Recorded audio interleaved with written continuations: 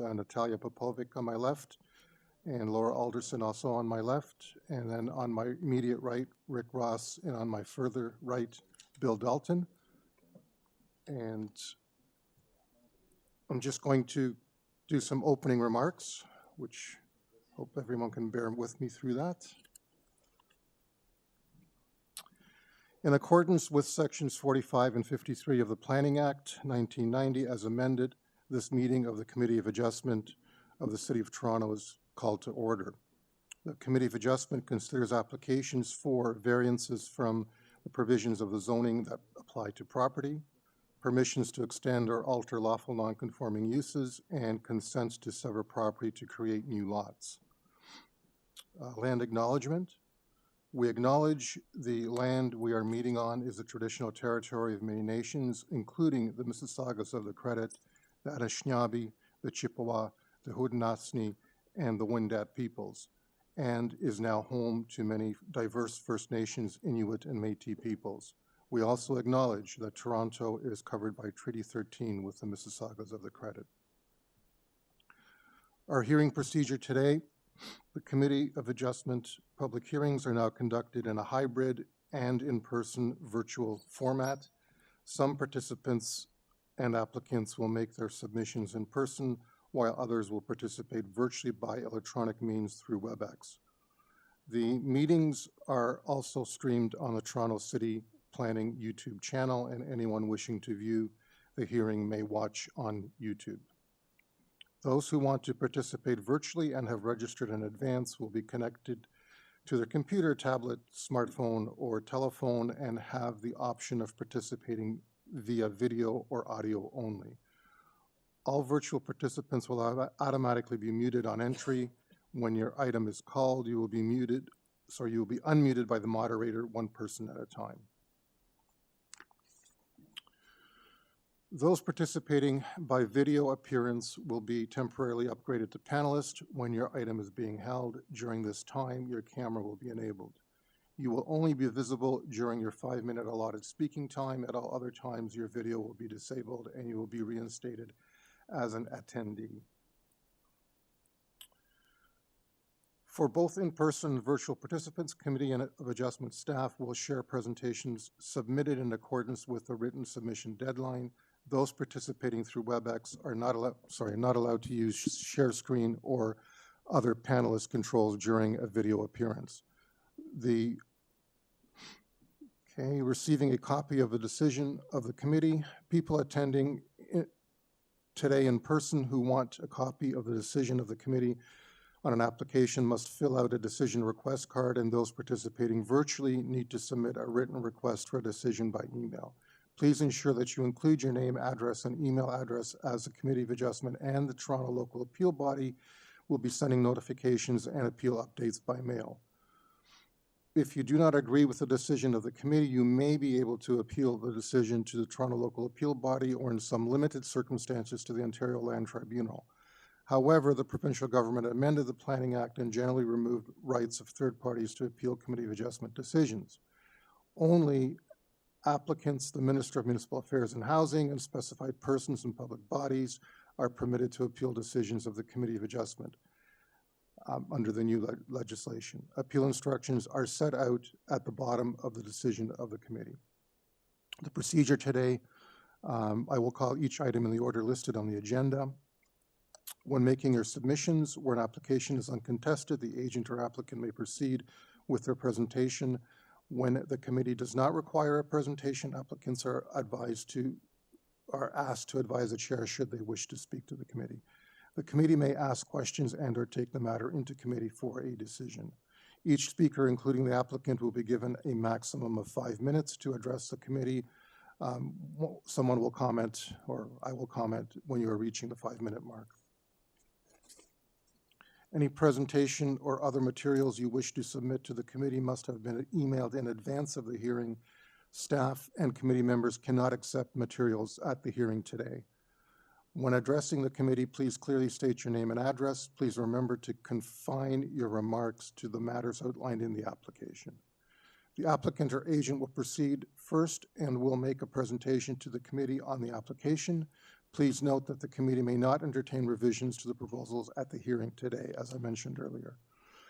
The committee may decide to defer the application or if it is substantially revised to ensure that the revised application is accurate and that all those entitled to notice of the application are informed of the changes. Then individuals either in support or opposition of the application will be invited to speak. Generally, we will first call on speakers in the hearing room and then those participating online. Committee members may ask questions of each speaker after they have finished their presentation. When all speakers are finished, the applicant or agent has an opportunity to rebut only those issues that were raised by the previous speakers. This will mark the end of the discussion. The application will then be taken into committee for a decision. Okay, that concludes the opening remarks. And Mr. Chair, while I have a quick moment, do you think I could do one microphone check for a call-in user who I cannot find on my list? go ahead. Thank you. Microphone check for call-in user with the number 416255. Go ahead. Microphone check for call-in user 416255.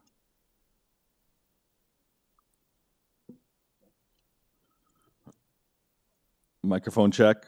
Who can someone at the phone number here 416255 say something?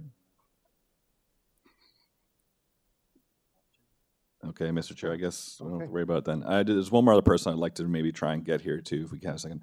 Microphone check for Ashley Minns. Ashley, go ahead.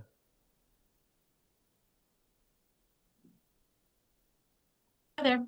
Can you hear me? Yeah, we can hear you now. Ashley, what item are you here for? Item number 8. And sorry, what relation do you have to that item? I'm the applicant or the agent, sorry. Okay. Are you speaking or is Darren Suckerman speaking? Speaking. Sorry, who? Ashley, I will be speaking. You will be speaking. Okay, thank you. Okay, thank you. Okay, so back to the top of our agenda. The first item is a confirmation of minutes from previous hearing, which is September the 12th. If I can get a motion from the members. I can move that motion to approve. Ms. Alderson? I'll second. Mr. Dalton, all in favor? Minutes are adopted. Are there any declarations of interest from panel members or staff for the morning agenda items? Seeing none. And Madam Secretary Treasurer, I believe you had mentioned that we have no files to be closed or deferred. Through you, Mr. Chair, that is correct. Thank you. So then let's deal with items. So actually, there are some deferral requests. There's no files to be closed, but we do have some deferral requests. Yes, through you, Mr. Chair, we do have 2 deferral requests for this morning. Item number 14, 63 Tilden Crescent, file number A0325/24 and item number 17, 1083 Royal York Road, file number A0328/24 Okay, thank you. Perhaps we can get the applicant on the line then for item 14.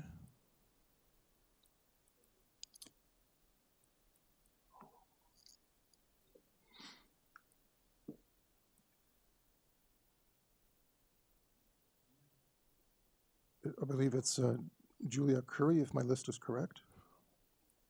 Mr. Chair, it's actually going to be Raj Kahar. Okay. Raj, go ahead.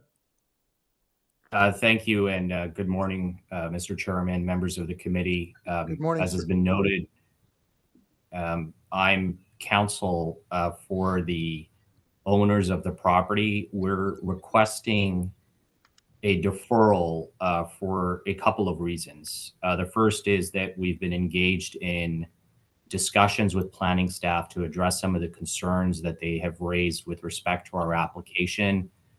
And all I'll say on that is I think we've made some progress, but part of that progress has involved some modifications to the requested variances. And so we will be seeking an updated list of variances to be approved. And in certain circumstances, those variances have in fact increased in terms of the variance from the bylaw standard. And as a result, we are hopeful to ask for a deferral so appropriate notice can be provided, as well as that we move forward with an application that we think has addressed planning staff's comments. Okay, thank you, sir. Are there any other speakers on this item, either in the room or online? I'm assuming not. No, Mr. Chair, there are not. Okay, so if we can take it to committee then?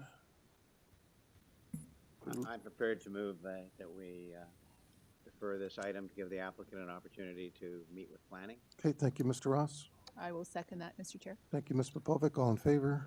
Okay, the item is deferred. Thank you. Okay, item 17 was the other one noted, I believe. So I'm just trying to find my speakers list for that.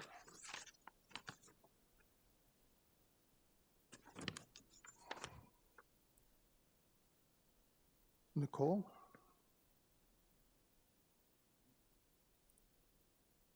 So the agent is online? My name is Nicole Parr, 22 Blue Forest Drive, and I am the agent speaking on this application. Okay, welcome.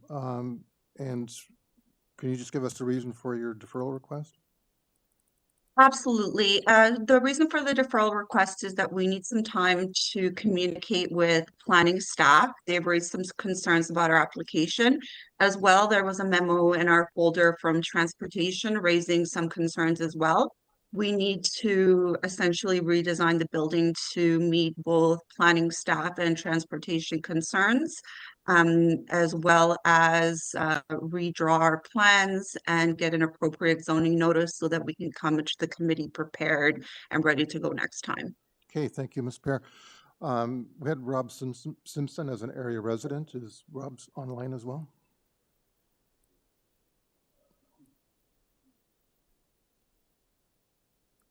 Morning. Good morning. So you understand, sir, what's happening, that the applicant wants to defer. We'd just like to get your input on the issue of the deferral. As far as the deferral goes, I'm fine with that and would look forward to being a part of the meeting when it actually does come up. Thank you. If there's no one else, I'll take it to committee again. At the risk of Being redundant? I will once again move that we defer the application to give the applicant an opportunity to meet with both transportation and planning. Thank you, Rick. I'll second that as well. Thank you. Ms. Popovic, all in favor? The item is deferred.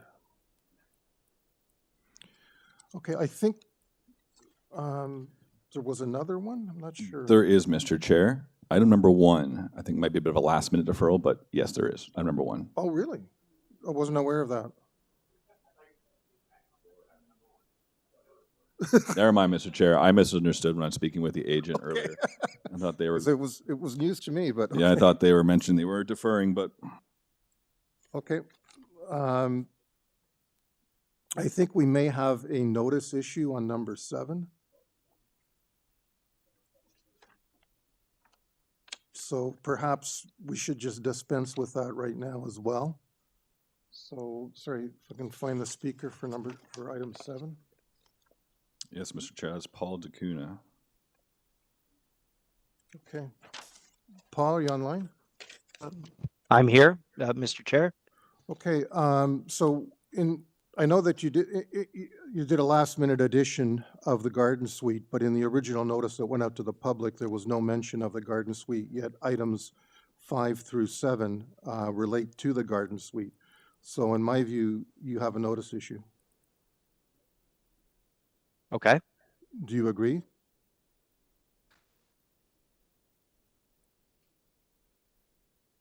And how do you feel about us deferring your item to clarify that?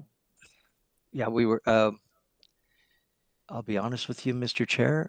This is the first that I've noticed of this. I would assume that the notice would have gone out correctly. So, but what you're telling me is that the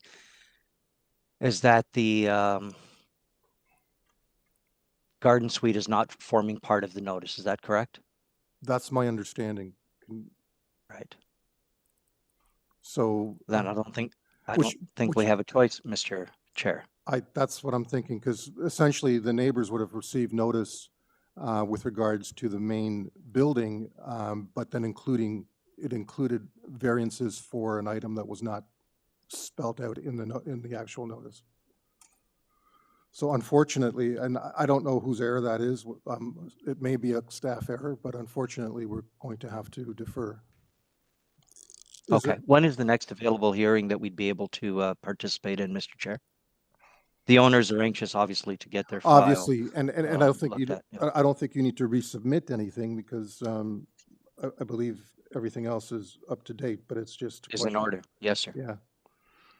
Through you, Mr. Chair, the agent can contact city staff and they'll identify when this can be rescheduled. Okay, I don't think we have, it'll certainly be within the next couple of months, I'm sure. So you'll make it for 2024 in any case. Is there anyone else to speak to this item? Mr. Chair, we did have an area resident listed, Sun Nayuan, but they are not on the call at this time. Okay, well, that's fine. In that case, I'll take it back to committee for a motion. I'd be happy to make a motion. Due to a notice issue, I believe we have to defer this and move for deferral. Thank you, Ms. Alderson. I'll second that. Thank you, Mr. Dalton. All in favor? Okay, the item is also deferred. And are we ready for the top of the agenda yet? Just checking. I thought we had one more. No. Okay. All right. So to item 1 then.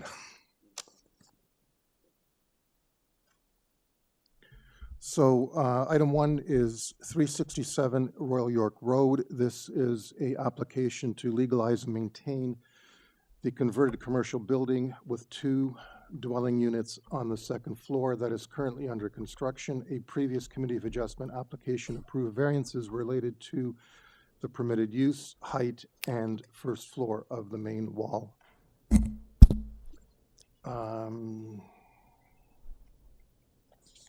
I see we have a speaker. I haven't got to my list yet.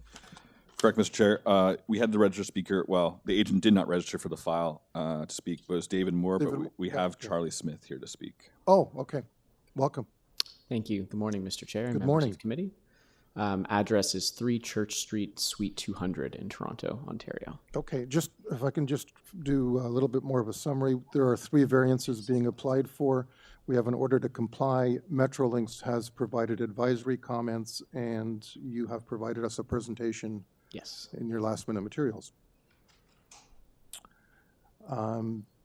Not sure if we need a full presentation, but if you can give us an overview since you're there at the mic. Sure. Speaking to the urban forestry comment, we have no objections or to the Metrolinx item that was also filed on October 3rd. I will do a brief presentation. I think what's important on this file is understanding the history of the application. So just for some context, the property was formerly a single detached house, and it was redeveloped to accommodate a 2-story mixed-use building. It was zoned commercial residential and is in the mixed-use areas designation. On the left is, or the right rather, is the 2-story building that's before you today, and as you can see, it is nearing completion. Next slide, please. For the committee's understanding, a previous minor variance application was approved in May 2022 for this 2-story mixed-use building. The application did seek relief from provisions such as height of the 1st story, yard setbacks, among others. And this application was approved for what was a 2-story addition, as it would retain portions of an existing bungalow structure. The application before the committee today is identical to the previous approval in 2022 with respect to height, setbacks, 1st floor height, and all other built form standards. During the construction in 2022, it was determined that portions of the bungalow's walls were structurally compromised, and as a result, they needed to be demolished to ensure safety of the new building. So the removal of these walls resulted in less than 50% of the existing structure, and through a revised zoning notice and building inspection in the final stages of the building permitting process, it was identified that there were additional variances that needed to be complied with because it was no longer considered an addition, it was now considered a new building. So again, the building as constructed in accordance with the 2022 approval maintained all the same conditions, but as a matter of conformity to the new bylaw due to the classification, it needed to come into compliance. Next slide, please. So as I mentioned, this is the proposal that is nearing completion of construction. On the right side are two elevations. The one on the left is the front entrance, and on the right is the rear elevation, which has access to 2 residential units above. And it has approximately 270 square meters of gross floor area and a height of about 8 meters. Next slide, please. So the 3 variances that were triggered by this classification as a new building by renovation are pertain to the first floor elevation, the location of an entrance and an associated ramp, as well as the minimum height of the first story. And I can give a brief explanation of these variances, but maybe I'll just pause there and ask the committee if they need any more clarification. I think we're good. Thank you. Okay. Any questions? No. I have questions. So the intention is then to put commercial use on the main floor. It will be commercial? Yeah, there'll be non-residential uses on the main floor, and there are going to be some additional residential uses above. And do you currently have a tenant for them? For that No, space? there's no tenant currently Okay. that I'm aware of. All right, thank you. Okay, so we have a total of 3 variances being requested, and forestry is requesting condition 2, and no other departments have made requests.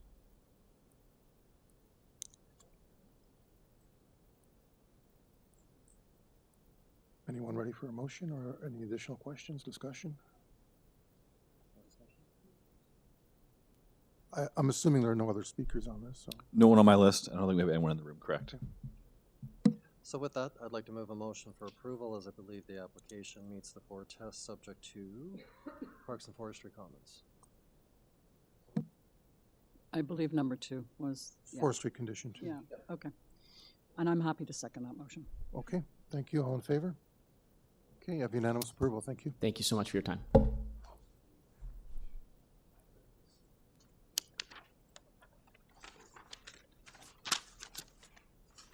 Mr. Chair, while you go looking through the next file, I'd like to try and do that microphone check on that one phone call user again. Sure. Thank you. Microphone check for the phone call, the phone-in user 416255. Can you please identify yourself? Yes, here. Aye, sorry. What's your name? Les Quapish. Oh, Les. Perfect. Thank you. Okay. Stand by. Just trying to put all the pieces together. Okay, thank you, Mr. Chair. Thank you, sir. So item number 2, 27 WILMAR Road. This is an application to construct a 1-story rear addition and a rear yard deck. There are 2 variances being requested. There are no comments from municipal departments. And I believe we have agent online, Frank Safarini.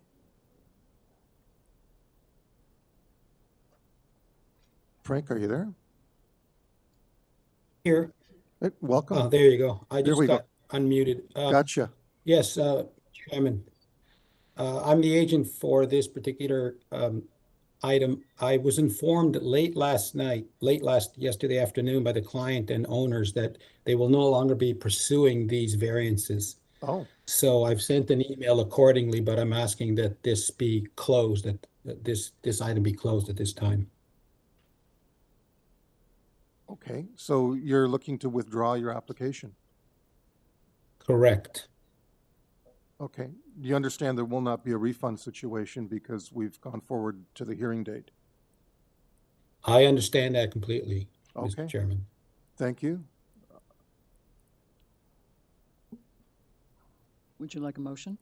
Close? Motion to close? Yeah. I'll make that motion to close, and we'll add that there will be no refund for this file. I'll second that. Okay, all in favor? Okay, the item is closed. Thank you, sir.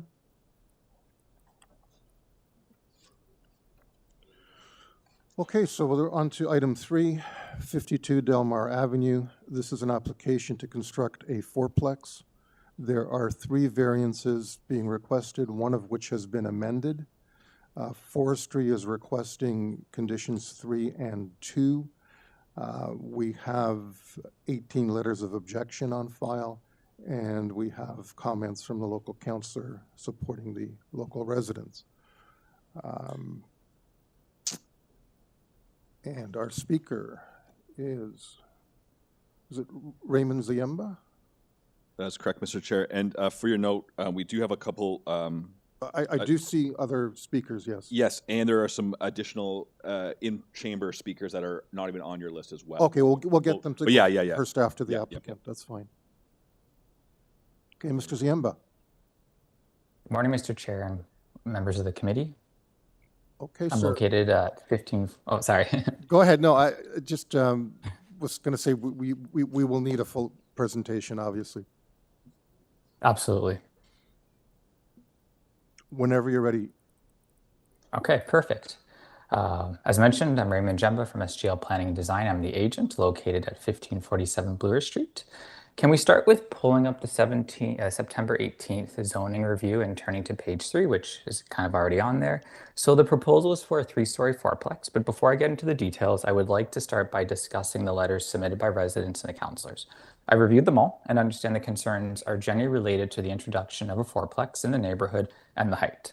So regarding fourplexes, as you probably know, as part of the city's expanding housing options in neighborhoods, multiplexes and low-rise apartments are permitted as of right across the city in an effort to expand housing options and address the missing middle housing form in Toronto.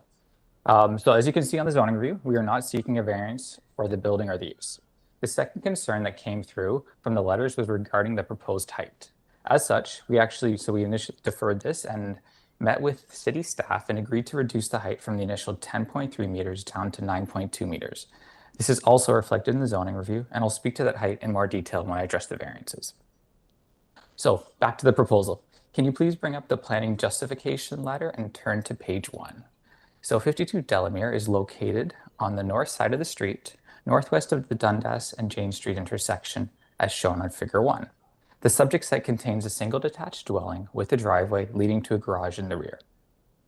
Flipping to page 3, figure 2, you can see the outline of the proposed 3-story fourplex. And a few things I wanted to note is the existing garage in the rear is being removed and replaced with soft landscaping. Similarly, the driveway in the front yard is also being removed and replaced with a walkway and permeable pavers. I'd like to note everything in the front yard except the entrance, which is the red bubble, is being removed. Everything in the front yard except the entrance is either soft landscaping or permeable pavers. So moving on to the neighborhood context, can you please flip to page 6? The adjacent land uses are single detached dwellings, but I wanted to note the area already contains a mix of buildings with heights ranging from 2 to 3 stories as shown in photos 6, 7, 8, and 9. And as you approach Jane Street, there are already existing apartment buildings, as well as the introduction of new multiplex housing as shown on photos 12 and 13 on Batavia Avenue. So moving to the variances. The first variance is related to front yard landscaping. And thank you for scrolling, it's now page 11. This is actually a unique provision for when you remove a driveway for a fourplex, the front yard landscaping requirement increases to 75%, where the proposal is to permit 70%. So for the subject site, this is just a difference of 2.5 square meters, and this is a result of the entrance design and screening that basement entrance. However, to supplement this, the walkway in the front yard is proposed to be permeable, which contributes to an additional 14.4 square meters of permeable space in the front yard. The second variance is related to height, and that's really simply to facilitate a livable third floor and a basement unit. As such, the proposed building is flat, which the zoning bylaw permits up to 8.5 meters. It's important to note the official plan actually does permit 4 stories in neighborhoods, and this is an additional 0.7 meters simply to facilitate the livable basement and the livable third floor. Also, as mentioned, in response to the concerns that we read from the public and discussions with planning staff, that height was reduced to 9.2 meters, where it was previously 10.3. The last variance is for the side yard setback and to the east, which is 0.6 meters, where the bylaw requires 1.2 meters. This is actually an improvement from the existing condition, where it's actually 0.42 meters and is supplemented by the driveway to the east. To mitigate any privacy concerns, no windows are proposed on the side of the building as shown on the elevations. As such, this variance is simply to recognize an existing condition while improving it. In addition, I wanted to note the zoning review and bylaw requires that 1.2 meters for lots with frontages of from 12 to 15 meters, which is applied despite the lot having a frontage of 9.13 meters. So a smaller setback is appropriate for a smaller lot. With respect to the floor test, it's my opinion that the proposal meets the intent of the official plan, zoning bylaw, is desirable and minor in nature, as I've discussed. I'd also like to note that city staff did not submit a report indicating they do not have any concerns. Thank you for your time, and I'm available for any questions. Thank you. Thank you. You've already answered my first question, which was what was the current side yard setback? And you've already stated that that is an improvement, so thank you for that. And before we proceed, I just want to clarify for residents that we are not here to decide whether or not a fourplex is permitted, because fourplexes are now permitted in all residential zones by city bylaw. And so it's not, we do not have the authority to change that. That is a city council decision that was made. So all we can do is either say yay or nay to variances that are being proposed for any specific project. This one specifically is requesting 3 variances. So those are the only things that we can really make a decision on. So for those of you who may be wanting to explain why a fourplex is not appropriate for this neighborhood, that unfortunately is not something that we can decide on. I just wanted to clarify that. Before going any further, are there any questions of the applicant from panel members? No. Okay. So I would like to then call on speakers for this item, and we'll deal with those who are in the room first, as opposed to those who are online. So I'm not sure what the list is or who's. I guess we can just start off with, can folks that want to speak to this file raise their hand right now? Yeah, okay, just the 1, 2, 3, perfect. So we can just work our way across then? Sure. Okay. So if we could just get your name and address before you start. Sure.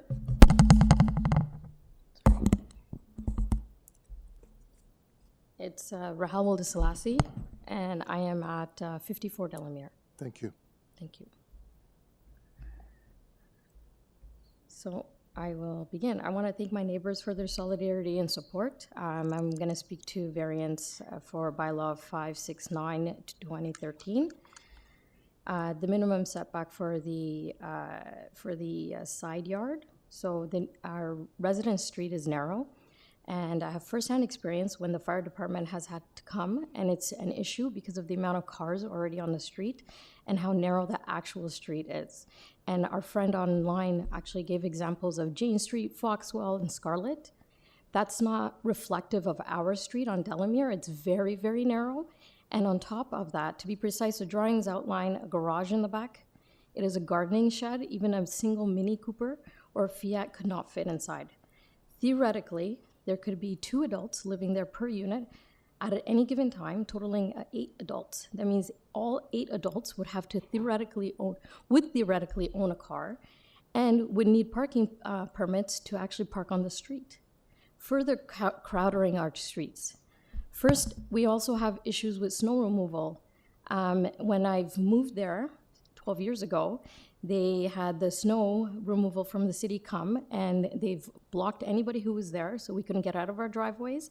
And people who were parked on the street, anyone who already left for the day, couldn't even come back because the streets were all covered in snow. This is constantly, year after year, an issue, and the crowding is going to now increase to 365 days a year. Also, the space, by moving closer to 50 Delemere, that would place Shirley, who's our neighbor there, who lives there, it would be a fire hazard for her.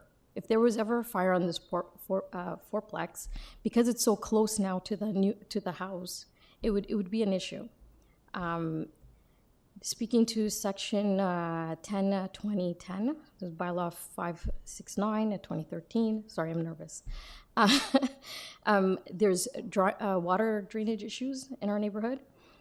So we now having 8 adults living there, and I actually had to spend $6,000 just over a month and a half ago, because the water drainage in the city backs up into the houses and doesn't drain well. So we have 2 main drains. One of them is at 76, which on the north side for anyone who lives on the north side, and then the other one's at 51 for anyone who lives on the south side. We have a concave street where the water drains to either or, and we have issues with draining. I've called the city 5 times since I've moved into this to this neighborhood, and the tenant that used to live there also called the city to have the streets repaired so that the water could drain and flow out of our homes. But we do have a lot of backing up issues with the water. And another issue is the soft landscape. So it's inaccurate to say that the variance displayed before you is a 5% reduction, because now you're removing, there's no driveway, so there's no ability to park on the property. The porch, veranda, and stairs are going to be all removed, and the plans overextends the frontage past the norm of the neighborhood, because the plan on building 2 sets of stairs, because the plan currently is planning on building 2 sets of stairs in the back and the front, and in order to have entrances for all the stories that they're building. But the lack of maintenance by the landlord is atrocious. I didn't even know that my neighbor who's lived there for 12 years was a tenant. Me and this neighbor consistently over and over and over again have been addressing issues. And now we had a tree that collapsed, and it collapsed on my roof and on the actual wires. And I said, okay, we need to get a professional because I'm not touching these wires. And it was on the side of 52. And so we hired a contractor to come fix this. And he said, oh no, I'm not actually the owner of this house. I'm gonna let the owner know. The owner didn't show up. It went on for weeks, so I paid for it out of my own money, even though it's on the other side, because it's a health and safety issue. So if we now have a fourplex of 8 people and the owner is going to continue to be non-existent, this is an issue. We cannot approve these variances. There's a lot of safety issues. Our street cannot be compared to Jane. It cannot be compared to Foxwell, and it cannot be compared to. I'm going to ask you to wrap up, please. Yeah, sure, and it cannot be compared to Scarlett. Thank you. Thank you. Don't go away. Is there any questions? Sure. No? Okay, thanks. Just one quick question. Number 64, DELEMERE, is a 2-story, and that's within this block, and it's on the same side of the street. Is that a single-family home, or it is a single-family home? It's a husband, wife with 2 kids. Okay, thank you. Yep. Thank you. You're welcome. Whoever wants to come up next. Okay, good morning. Morning. A lot of the things that I was going Can to... you get your name and address, please? Sorry. I live on 85 DELEMERE Avenue. I've been there for 28 years. My name is Anna Resendez, and I am an owner of my home. I am here because I'm extremely upset about the changes that are proposed on our street. Many of the things that I was going to share, actually the lady that just spoke brought up, so I'm happy that somebody else has spoken about it. It's very sad to see that our city's history is being destroyed. Our street is an historical street. It was built in the 30s. All the homes are charming, historic homes. And it's really, really upsetting that people are going to change our city. They're going to destroy our beautiful historic homes. Anyway, truly believe and agree with the lady that was talking before about the fact that our street is very small. We cannot accommodate that many cars on the street. And that's a big deal.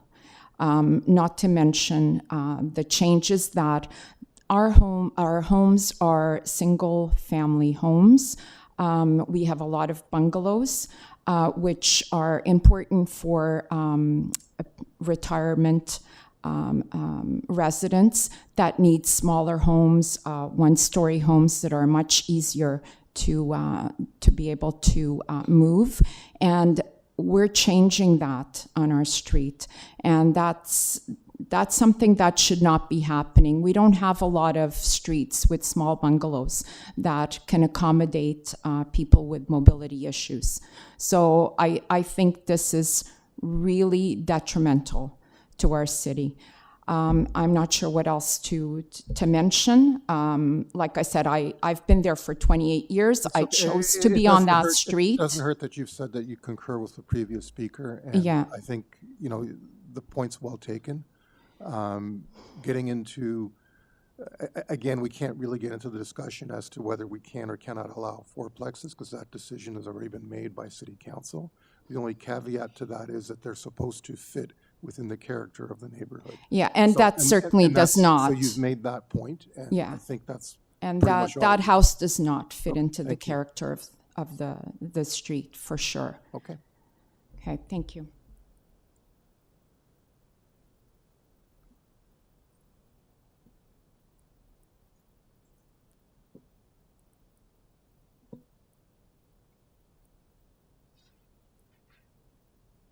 Good morning. Good morning. My name is Marie Darmanin. I'm at number 62 Delmere. Thank you. And I just wanted to add to what these ladies have already stated, my opposition to what is happening to the street, and it is a historical street. My house was the last house built before the war in 1933. I have a publication that was written by a gentleman who lived on the street and grew up on the street that shows quite the history of the Lambton area, which I can provide if on request.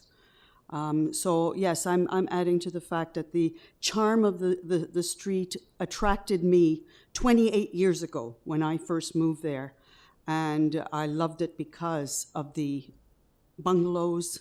It was a small street. It's a quiet street, and it's like living out in the country in the middle of the city for the most part. It's so nice and quiet. And I think having a building put up like this with this duplex, fourplex, is going to really deter from the charm and the aesthetics of the whole street. So I just wanted to support that. Thank you. Thank you. Is there anyone else in the room? I have a question. Oh, sorry, actually. ma'am, can you come back, please? I just have a quick question, because you are located right beside number 64, which I... Yes, and we opposed it back then. He originally wanted a 3-story in that location, and the street opposed it. Is that a new build, or is that was that a top-up? It was a top-up. It was a top-up. Yeah. Okay, so you're right beside that building. Yes, and It is a single I family regret home. living next door to it, let me tell you. We were opposed to it. Yeah, okay, thank you very much. Thank you. Could you state your address again? Sorry? Can you state your address again? 62 Delmere. Okay. Is there anyone else in the room to speak to this item? You've already come up, sorry. Can I just answer one of her questions? That depends. Do you want a question? Yeah. The house 64 that you guys are talking about, it's a single family house, and when the building went up, there was a lot of opposition, and the owners caved into those oppositions and came to the understanding that it is a home, and he said, I'm trying to just have 2 bedrooms, one for my son, one for my daughter, and that's where the community was okay with it, just to be clear. Okay, thank you. Okay. I'm assuming there's no one else in the room, so we're going to go to people online. Perfect. So, Mr. Chair, we'll start from the top and work our way through the bottom. And I'd like to first bring to your attention, so the first speaker we have is Lori Lund, and they are not present on the call at this time. Okay, so can we go to the next? Yeah. Danielle Mitchell is present, and I will go ahead and unmute them now. Danielle, go ahead. Hear me? Yep, good morning. Good morning. I am at 56 Delemere Avenue. I'm the neighbor of the ladies who have spoken this morning, and I support and agree with everything they've said so far. I would like to point out one further issue that has not been discussed, and I question the city's ability to be aware of this situation that is currently occurring within not just our street, but within the neighborhood as a whole, and how a fourplex is going to further deteriorate that situation. The neighbors are very well aware that some single-family homes on the street have essentially been turned into rooming houses. There are maybe 6, 8 adults living in a bungalow at a time, overflowing garbage, overflowing vehicles, further stressing the infrastructure on our street that was built to support single-family homes. Many people on our street are not necessarily against density. We are against unsafe density. We are against questionable and unmitigated density.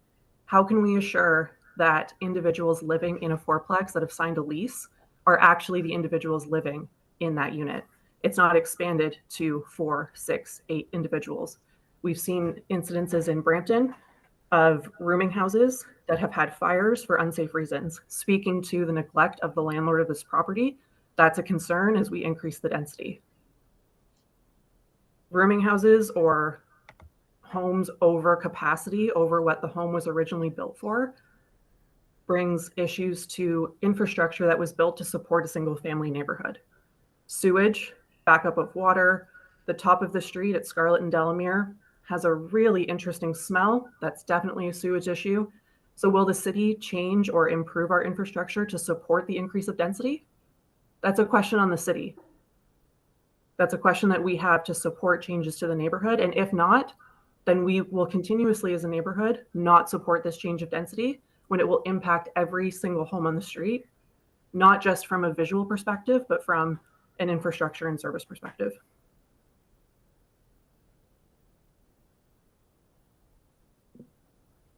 Thank you. Are you done? Yes, thank you. Okay, hold on. Any questions from panel members? Oh, okay, thank you. Okay, Mr. Chair, so the next one on the list is Carla Marquez. They are not present on the call at this time. Okay. After that is Ilana Gatt. They are present, and I will go ahead and unmute them now. Oh, okay. Ilana Gatt, go ahead. Yes. Hi, good morning. My name is Alana Gatt, and I am a resident at 64 Delemere Avenue. 64. Yes, I'm 64. I would like to thank our neighbors for speaking on all the subject matters that we would like to echo. That is a concern for us as well. The proposal of this construction for the 3-story flat roof fourplex without a driveway, which is unlike any other home on our street. Currently, our neighborhood is characterized by single-family bungalows, contributing to its charm and sense of community. Our street is already narrow, making it difficult for emergency vehicles and snowplows to navigate during winter months. With the addition to a 4 rental units, the number of parked cars will increase significantly, making it nearly impossible for snow removal and road maintenance. Our neighborhood is home to many young children who play outside regularly.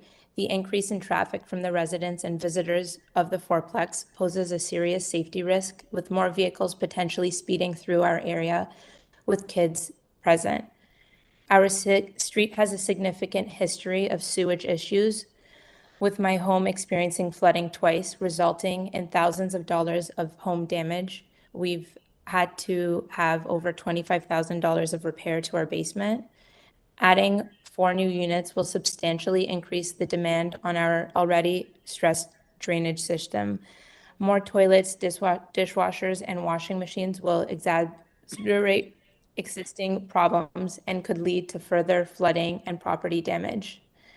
The proposed flat roof 3-story complex would clash with the existing bungalows that define our neighborhood aesthetic. The development would drastically alter the character of our community, detracting from its beauty and historical value. I know that our home was addressed and questioned before, so I just wanted to answer. I had originally applied for a 3-story as well, but after speaking to the neighborhood and hearing their concerns, we did switch it over to a 2-story. We're a single family home unit with 2 children, 2 young kids, my husband and I. We've also had our house blend in with the street. When you drive through, it doesn't stick out. We kept the same stone that we did. We just added on a 2nd story. That's it. Okay, thank you. Any questions from panel members? No? If not, thank you, ma'am, and we'll move on to the next speaker. Mr. Chair, so the next speaker is Irene Holbach, and I will unmute them now. Irene, go ahead. Okay, good morning. Thanks very much. My name is Irene Holubiak. I live at 51 Delamere Avenue. My husband and I are seniors, and I won't repeat what has already been said, but I do want to make a note that there is a number of us that are seniors, and mobility is an issue for us. With an increase in parking spots and the infrastructure that's already been repeated, we're quite concerned about our ability to move about in our own community, in our own streets, whether that's with a mobility aid or canes, etc. So I just want to make a note of that our street is aging to some extent, and we do need to ensure that walkways are clear, not cluttered with garbage cans left there for days on end, that can happen with someone who doesn't take advantage of being part of a community. So our concern really has been echoed by our neighbors, and I'd just like to note that we are seniors and we're quite concerned with the infrastructure supporting seniors' mobility on the sidewalks, etc. Okay, thank you, ma'am. Any questions? No? Thank you. If we go to the next speaker, please. Yes, next speaker is Vartan Kashabran, and one moment while I unmute them. Hi there. Good morning. Good morning, everybody. Thank you. Thank you for taking this call. There's a number of points. I live at 60 Delamere Avenue. We've lived there. My name is Vartan Kashabran. We've lived there for over 50 years. And I've got aging parents living inside the home right now. So I do echo a lot of the sentiment that has been made with regards to the narrow streets and so forth. But there's a number of different points that I want to talk about. So this will be the tallest building in a 6-block radius. It's basically going to be setting a precedence that's going to have a very negative consequence. There are no other 3-story buildings in this particular area at that height. And it's only a 6-block radius, only because Jane Street, there's the WILMAR buildings there. That's the only reason why I can't go even beyond that. It actually has, even beyond that, there's less than. It's more than 6 blocks where this 3-story height buildings don't exist. So basically, this is going to have a pretty detrimental impact to the area in terms of the look and so forth. The property values are definitely going to be impacted with the average median price dropping because of these units being sold individually. Community character is basically going to erode. Concerns about about maintaining the existing architectural style. We've talked about that. I know a number of my neighbors have also said that. It's basically going to be disrupted by a taller building. And we talked about the traffic and congestion. The increased density is basically going to lead to a lot more volume. Having aged parents living at home, we have had to call the fire trucks and the ambulances on a number of occasions, and they have been impacted as a result of the amount of traffic in there and the amount of parking that it's currently. There was no spots for people once the emergency vehicles came. There was no way around. It basically congested the entire street. Shadow and light issues with the neighbors directly in front and beside and behind on both sides of the facility itself, or of the building itself. It's basically going to cause shadows up to the adjacent properties. It's going to impact natural lighting and outdoor spaces for everybody. Environmentally impact, we've obviously got an increased density, the impervious surfaces. Even if it's a 5%, it's still a 5% impact. So we've already have drainage issues. We have water issues, a significant amount of water issues. The water pressures within the street are horrendous currently. It's only going to further exacerbate the issue. Obviously, we're going to have community service impacts as a result of this as well. We have talked about culture and historical preservation. My house at 60 Delemere Avenue was the builder of the neighborhood. It was his house. We have actually the widest lot on the street. And this is the old city of York. It has basically, we have seen it change over time. And while we do see two-story additions in the neighborhood, and you've heard there's been a lot of pushback on that. We basically feel that this is setting a brand new precedent, and it's going to it will drastically alter the entire fabric of the community itself. We have also, there's also an element of social cohesion. We have a lot of people here. You can tell it's a tight-knit neighborhood by the sheer number of people who've opposed this particular build. Higher density. I know while we are talking that city is allowing for higher density, there is a reason why there's height restrictions on the property.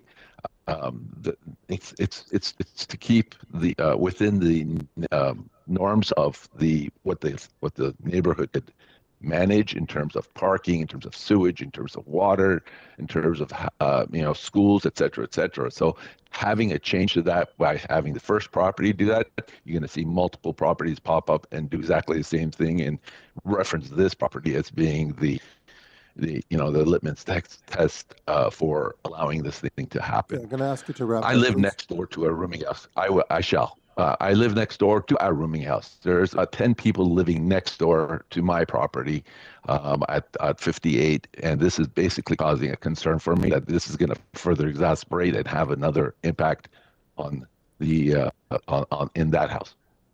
Thank you. Sorry, go ahead. No, thank you for your presentation. Are there any questions from? If not, okay, then we'll move on to the next speaker. Thank you, Mr. Kasbarian. The last speaker is Phoebe Rockman, and I will go and I will unmute them now. Go ahead, Phoebe.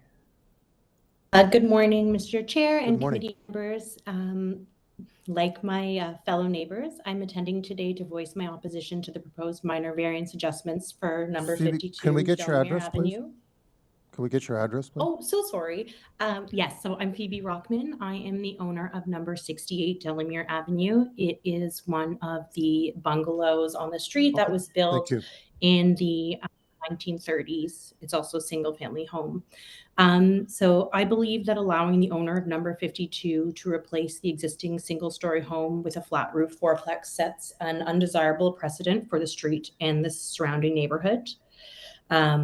As you have heard from my fellow neighbors, Delemere Avenue is known throughout the neighborhood for the architectural charm of its houses, the majority of which are bungalows and single-family homes.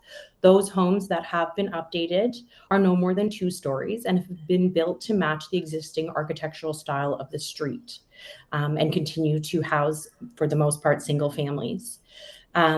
This building would tower over its neighbors and disrupt the current style of the street, reduce privacy, as well as add increased density to the already aging water and sewage system with a proposed 4 rental units. Many neighbors on the street have already had issues with flooding in their homes due to the aging water and sewage system. This system was not designed for multi-unit dwellings. I'm also concerned about the request to reduce the minimum required front yard soft landscaping from 75 to 70% and the precedent that this could set. The city should not be allowing owners to reduce the green space on their properties. Reducing soft landscaping has direct negative impacts on both the environment and city infrastructure. Soft landscaping limits the impacts of heavy rainfall and flooding. In light of the disastrous flood Toronto saw this summer, this request seems unacceptable. I personally have spoken to many of my fellow Delemere residents, all of whom have voiced their displeasure and opposition to this proposal. As you know, 18 of them have personally sent a letter in opposition to this committee. And we've also had the support of Councillor Nunziata, who shares our concerns and has written personally to the committee herself. The representative for number 52 did mention that they have reduced the height from the initial proposal, but that's still beyond the 8.5 meters that is allowed within the zoning bylaws. Should the owner of number 52 wish to build a new dwelling on their property, then I believe they should be held within the limits of the current zoning bylaws of the neighborhood. And I implore you, the committee, to block these proposed minor variance adjustments. Thank you for your time. Thank you. No questions? Okay. There was one person that was missing online. Are they back online or? No, Mr. Chair, we had two area residents that were not present, and they are still not present. Okay, so then they never were there in the first place. Okay, that's fine. I wanted to ask, and I'm sorry I didn't get the name, but the lady who spoke, who was talking about mobility and seniors. I did have a question. Irene. She's still here? I thought that discussion was really not covered by any of the other people. Mr. Chair, we can unmute Irene right now. Thank you very much.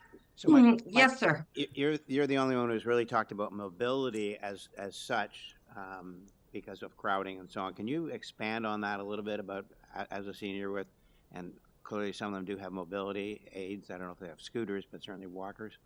As to a little bit more how this increased density would impact them. I can give you some firsthand experience. I have a neighbor who has now since deceased, but used his scooter up and down the street. And with the parked cars on both sides, it posed a significant danger to him getting around and going down the street to catch the bus or go to the store. So with 4 stories and no parking provision and no space for someone who might even need a mobility device living in a 4-plex, it's really quite concerning that I can't go down the sidewalk without having to navigate garbage bins or snow banks. So that's really where I'm coming from, is that it's firsthand experience of having to help my neighbor navigate the street as it is today. Okay, thank you for that explanation. Okay, thank you. So let's come back to Mr. Ziemba then for the rebuttal.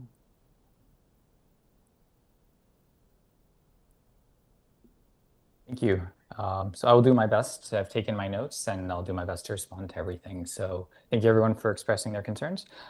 Regarding the comments regarding infrastructure, concerns related to fire and stormwater management, those will all meet building code requirements and regulations, and that will be subject to the building permit process.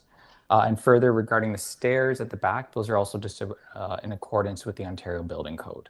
I noted someone expressed concerns about the front yard and the west side yard setback. So just a reminder, that does meet actually the zoning requirements. So it's only the east side yard setback that we're seeking relief from, and that's really an improvement from the existing condition. So the neighborhood is actually pretty transit accessible. It's about less than a 10-minute walk to Jane Street, which gets you connections for transit to Jane Station. And there's about a 20-minute walk to Jane and St. Clair, where there's also about a number of commercial uses. I did want to flag, so there are no proposed parking for this unit. And obviously we don't know the future tenants, but noting that it is a nice neighborhood and it's in proximity to a number of things and parks, I don't think everyone will have a car, and we're definitely moving towards that. And if they would have a car and they did want to do on-street parking, they would be subject to the city's permit process, which takes stock of all this availability, all the spots available. And I know that I'm sure they would not permit any more additional parking on the street if there was none available. So static neighborhoods are not static; they're meant to evolve, and our needs our needs are changing as our communities are growing, and we need to support a diverse mix of housing. And I think it's important to incorporate things that are other than single detached dwellings in terms of affordability for neighborhoods. A single detached dwelling on a 20 or 25-foot lot is not affordable for everybody. So another thing about the flat roofs, those are actually permitted in the bylaw. So we're not asking for something that's not, it's just the height that we're increasing. And about the height too, the official plan does actually permit up to 4 stories in neighborhoods. So this is really this is not a 4-story proposal, but we're trying to meet that balance of having a livable ground floor, a livable 3rd floor and basement unit. Soft landscaping. So I actually think this is a really good improvement that is proposed. The increase, like I've noted before, the rear yard is being completely soft landscaping. And if we actually kept the driveway, the soft landscaping requirement in the front would actually be less. So, but being conscious that we are short about 2.5 square meters, we have 14.4 square meters of permeable pavers, which contributes to 47.7 square meters of permeable space in the front yard. And regarding accessibility, of course, the proposal will go through the building permit process and will meet all Ontario Building Code aspects. Again, if there's any questions or clarifications, I'm available, and thank you. Yeah, I do have a question. I want to comment on Councillor Nziada's letter. It's not very often that she commits pen to paper or fingers to keyboards with concerns, so I'd like you to address a couple of the issues she brings up specifically in terms of the incompatibility with the existing housing fabric. I'm sorry, in terms of compatibility, can you expand on what you mean by that? Would you like me to speak at a general level, or is there specific I'm aspects? taking specifically what she said, that the proposed fourplex is incompatible with the existing housing fabric. Well, I think that was, in my opinion, a fourplex is compatible. And I think that we have reduced the height to better meet. So like I noted initially we reduced the height, and that's in response in discussions with city staff. So we had a number of discussions to try to make a more compatible height proposed height that would be better suited for the neighborhood. And I do recognize this is a predominantly single detached dwellings street. And I think it's just, the fourplexes are permitted. This is part of the initiatives and part of the expanding housing options. And that is going to change. But I think our understanding of compatibility has to change, and recognizing that neighborhoods are meant to change and change as our needs change. And we've done that at the best of our abilities to maintaining things like front yard landscaping and providing an abundance of front yard landscaping and rear yard landscaping and removing paved surfaces and ensuring there's no windows on the east side to minimize any privacy concerns. A couple of the speakers have mentioned that the infrastructure may not be able to handle the increased density. Should I comment on that? But Rick, that's not before us. We're not the Works Department, and we can't really comment or, getting into detailed discussions on that, I think is irrelevant for the purposes of this committee. Okay. Are there any other questions? Just one question. Do you happen to know how the height of your project compares with 64 DELEMERE? Let me just look up what 64 DELEMERE was. It actually, on your rendering, which shows the front elevation, it would have been helpful to show that in context with the neighbors. Sorry, do you mean 64 DELEMERE? I'm sorry, I don't have that available. I can look it up quickly. You don't have the height comparison, because that would be very helpful for us. No, I have 64, correct? That's correct, yeah. It's just a few doors down. The two-story. But it's the only one really in that bungalow block. Yeah. Oh, I remember. Yeah, I mean, I don't think I'm I'm not comfortable to explain the difference in height Okay, on that one. Just, thank you. Okay, if there are no other questions, I'd like to take it into committee. Anyone else? No? I do have a question. Sorry. Sorry, you've had your chance, and that's... Well, he's brought up other stuff, so I wanted to ask a question too. Well, he's only allowed to respond to what the presenters had presented, and I believe he has done that. He hasn't responded to some of the concerns I brought forward. He's completely deflecting. Okay, well, that's, you know what, that's his choice, and he does that at his peril, because we're going to take into consideration what his response was. Okay, we have to bring closure to this this item now. I'm sorry. One of the gentlemen asked about mobility and people on the street, and across from me there is a neighbor that has severe mobility issues. In fact, that's the reason they bought their house, their bungalow on the street. Okay, we understand the concern. They had to call the police to come and get cars off the street because they couldn't get out of their driveway. Okay, but I don't know how that relates to the three variances that we're discussing. Once again, it's the problem of too many cars. Through you, Mr. Chair, we've heard from this speaker, and she's speaking right now, and nobody can hear what she's saying, so we need to move on. Okay, we're coming into committee now. Thank you. So let's have some discussion. There's been a lot of positions stated on this. There's clearly a lot of emotion. I mean, this is not unlike the situation of when we first delved into garden suites and laneway housing, where the community is still catching up to what the city has done.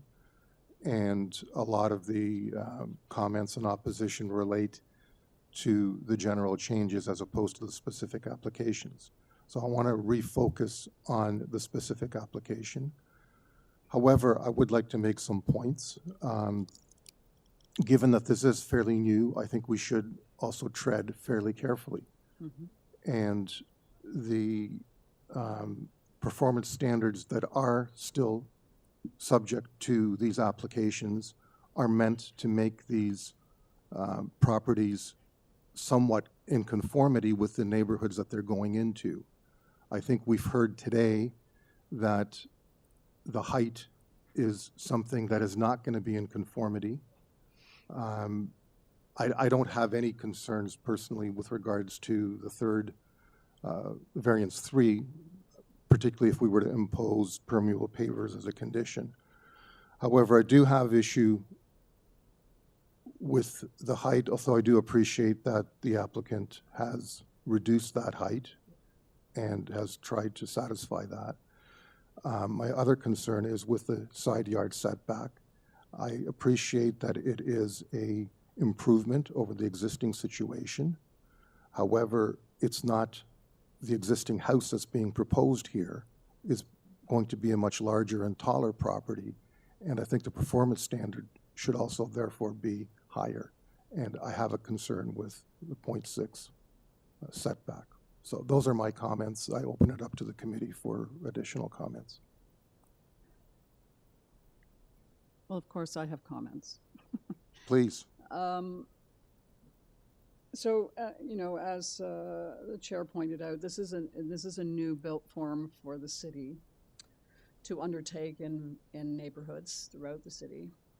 And I think it's incumbent on us to get it right. And my concern with this particular project is that it really, whenever I have to go back to the 4 tests a lot. And one of the 4 tests is this desirable? And we've had 18 plus neighbors write to us or make deputations saying it's not desirable for them. I've gone up and down the street on Street View. This is largely a bungalow neighborhood, largely historic, there are some two-story homes, but mostly at the end, at both ends. I personally don't think this is the right project proposal for this particular site. That's just my take on it, because I don't believe it is desirable. And I have other concerns, but ultimately I think it falls under that category of not being desirable for this particular site. Thank you, Ms. Alderson. Anyone else? No? Anyone ready for a motion?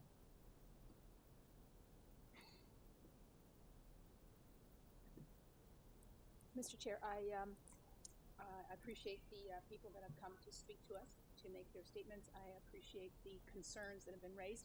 I echo and share the concerns both of my colleagues on the hearing panel as well as the neighbors that have spoken. Returning to the fundamentals of the four-part test, I believe that this proposal as it stands does not meet that test. On that basis, I would like to move a refusal.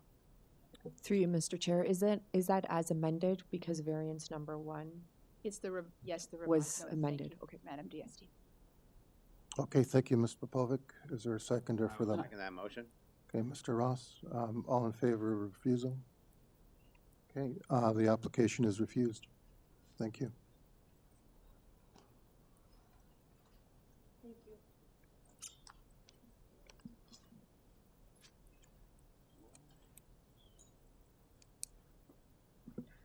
Okay, do we want to take a bit of a break at this point, or do you want to keep going? Okay, so 10 minutes? We'll come back at 11, bang on then? Okay, thank you. Yeah, that'd be great. Thank you, Mr. Chair. All right, everybody, so we're going to take a short break, and we will return at 11 a.m.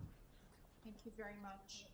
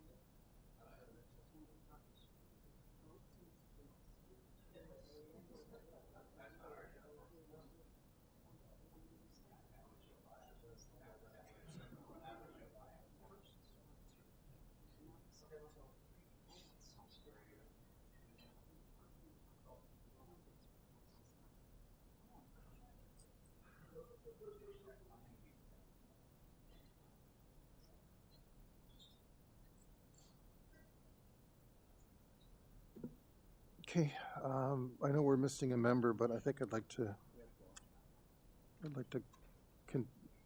keep going. Are we good? Yeah, sounds good, Mr. Chair. Yeah, Laura's not back yet, but that's okay. Okay, welcome back. Thank you for the much-needed pause. So item 4 is 41 ALGOMA Street. This is an application to legalize and maintain the new detached dwelling with an attached garage currently under construction. There are 5 variances being requested. Forestry is requesting condition 3, which is cash in lieu.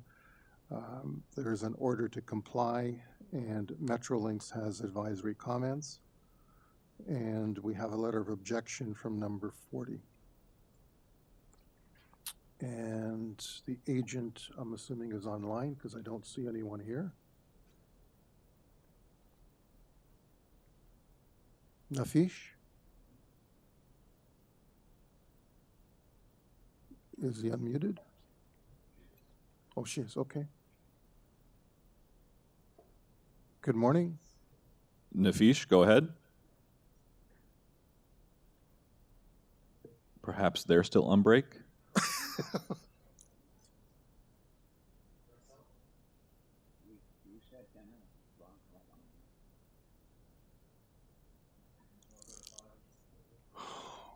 I want to go to 5, Mr. Chair? I guess we'll have to, yeah. Okay.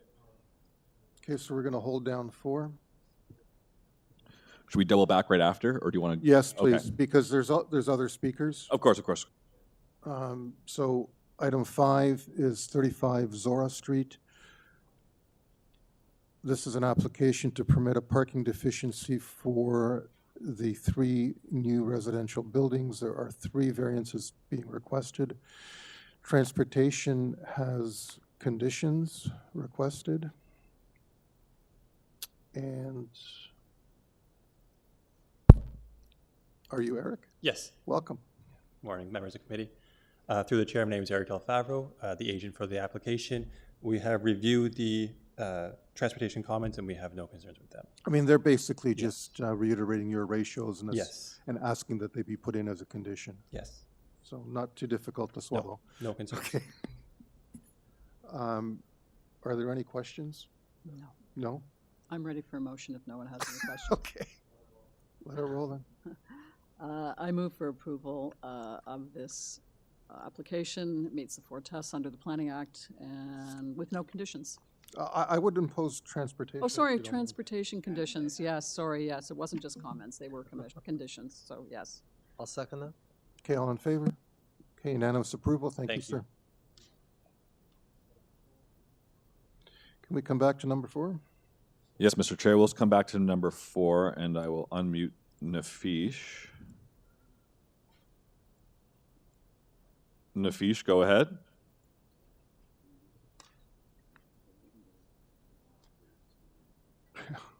Microphone check for Nafish. Nafish Janjibadi, go ahead. Maybe they're still not back from their break yet.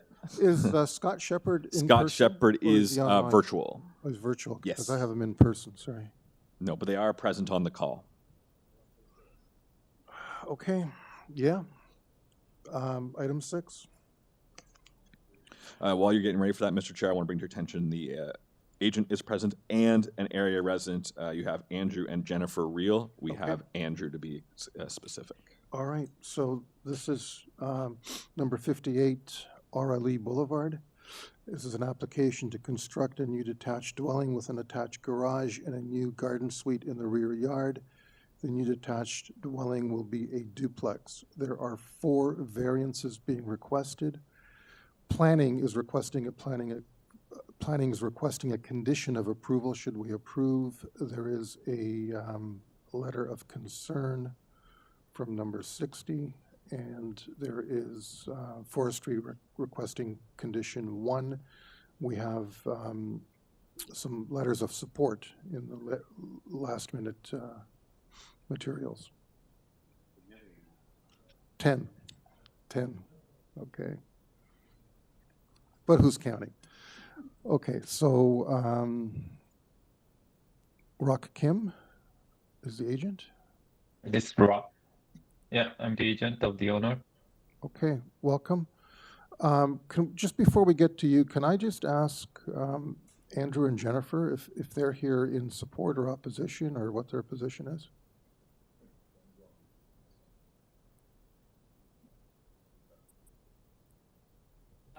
We don't necessarily oppose. We just have one concern that we'd like to address. Okay, and I believe the planning, have you seen the condition of approval that planning is requesting? Yes. Because I believe that will address your concern, will it not? It does to an extent. We just wanted to clarify, I guess, the windows on that 2-story garden suite that are facing the east side, because that'll still kind of intervene with our privacy in the backyard of our property. Okay, I'll let Rock do a brief presentation, and then we'll get to you, which is the normal order of things then, okay? Just wanted to make sure what it was all about. Thank you. Okay, so Mr. Kim? Yes. So can you just give us a brief overview? I think we don't need a full presentation, but that's up to you. Sure, yeah, okay. Just focus on the laneway house at the back side. We already talked to the neighbor, and then the east side of the wall, the garden suite. We remove all the windows for the privacy issues, and then with the doors, everything. So I think it'll be fine. Okay, so let's get, where did I go with my list now? Okay, let's get Andrew to verbalize exactly what the concerns are, and then you can get back to him, and I think that's the best way to deal with it. So we can get Andrew back. Yeah, perfect. Thank you. Thank you, Chair. I'm not sure who had spoken with us about this concern. Rockham has advised that he spoke to us. That's not the case. No one spoke to us. We brought up this letter of concern just before the deadline, and then the amended plan we saw uploaded to the file on the City of Toronto website, which sort of does address the concern. However, given the size of the garden suite, the fact that it's going to be 2-story, the fact that there are oversized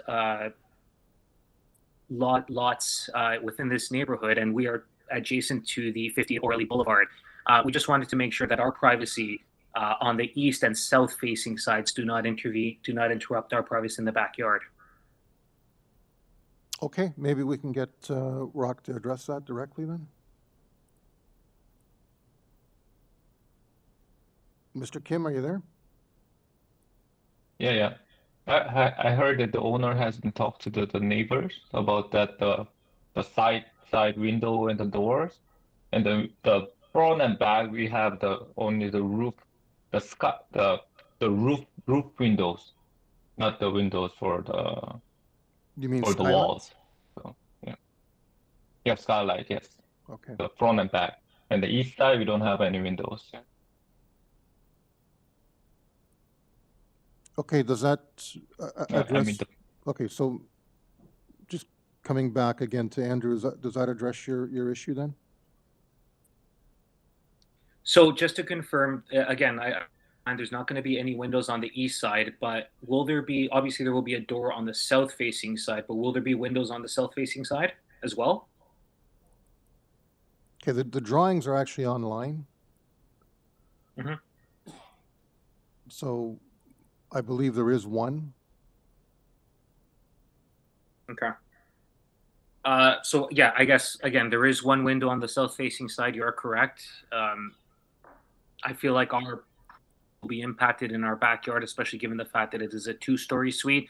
If it was a 1-story suite, we wouldn't be having this discussion. So I guess that's our own concern. We understand that the whole development will obviously improve the marketability of the properties on Orly Boulevard. So you know, we obviously do support that. However, just concern was the garden suite and those windows that will be facing our side, our backyard.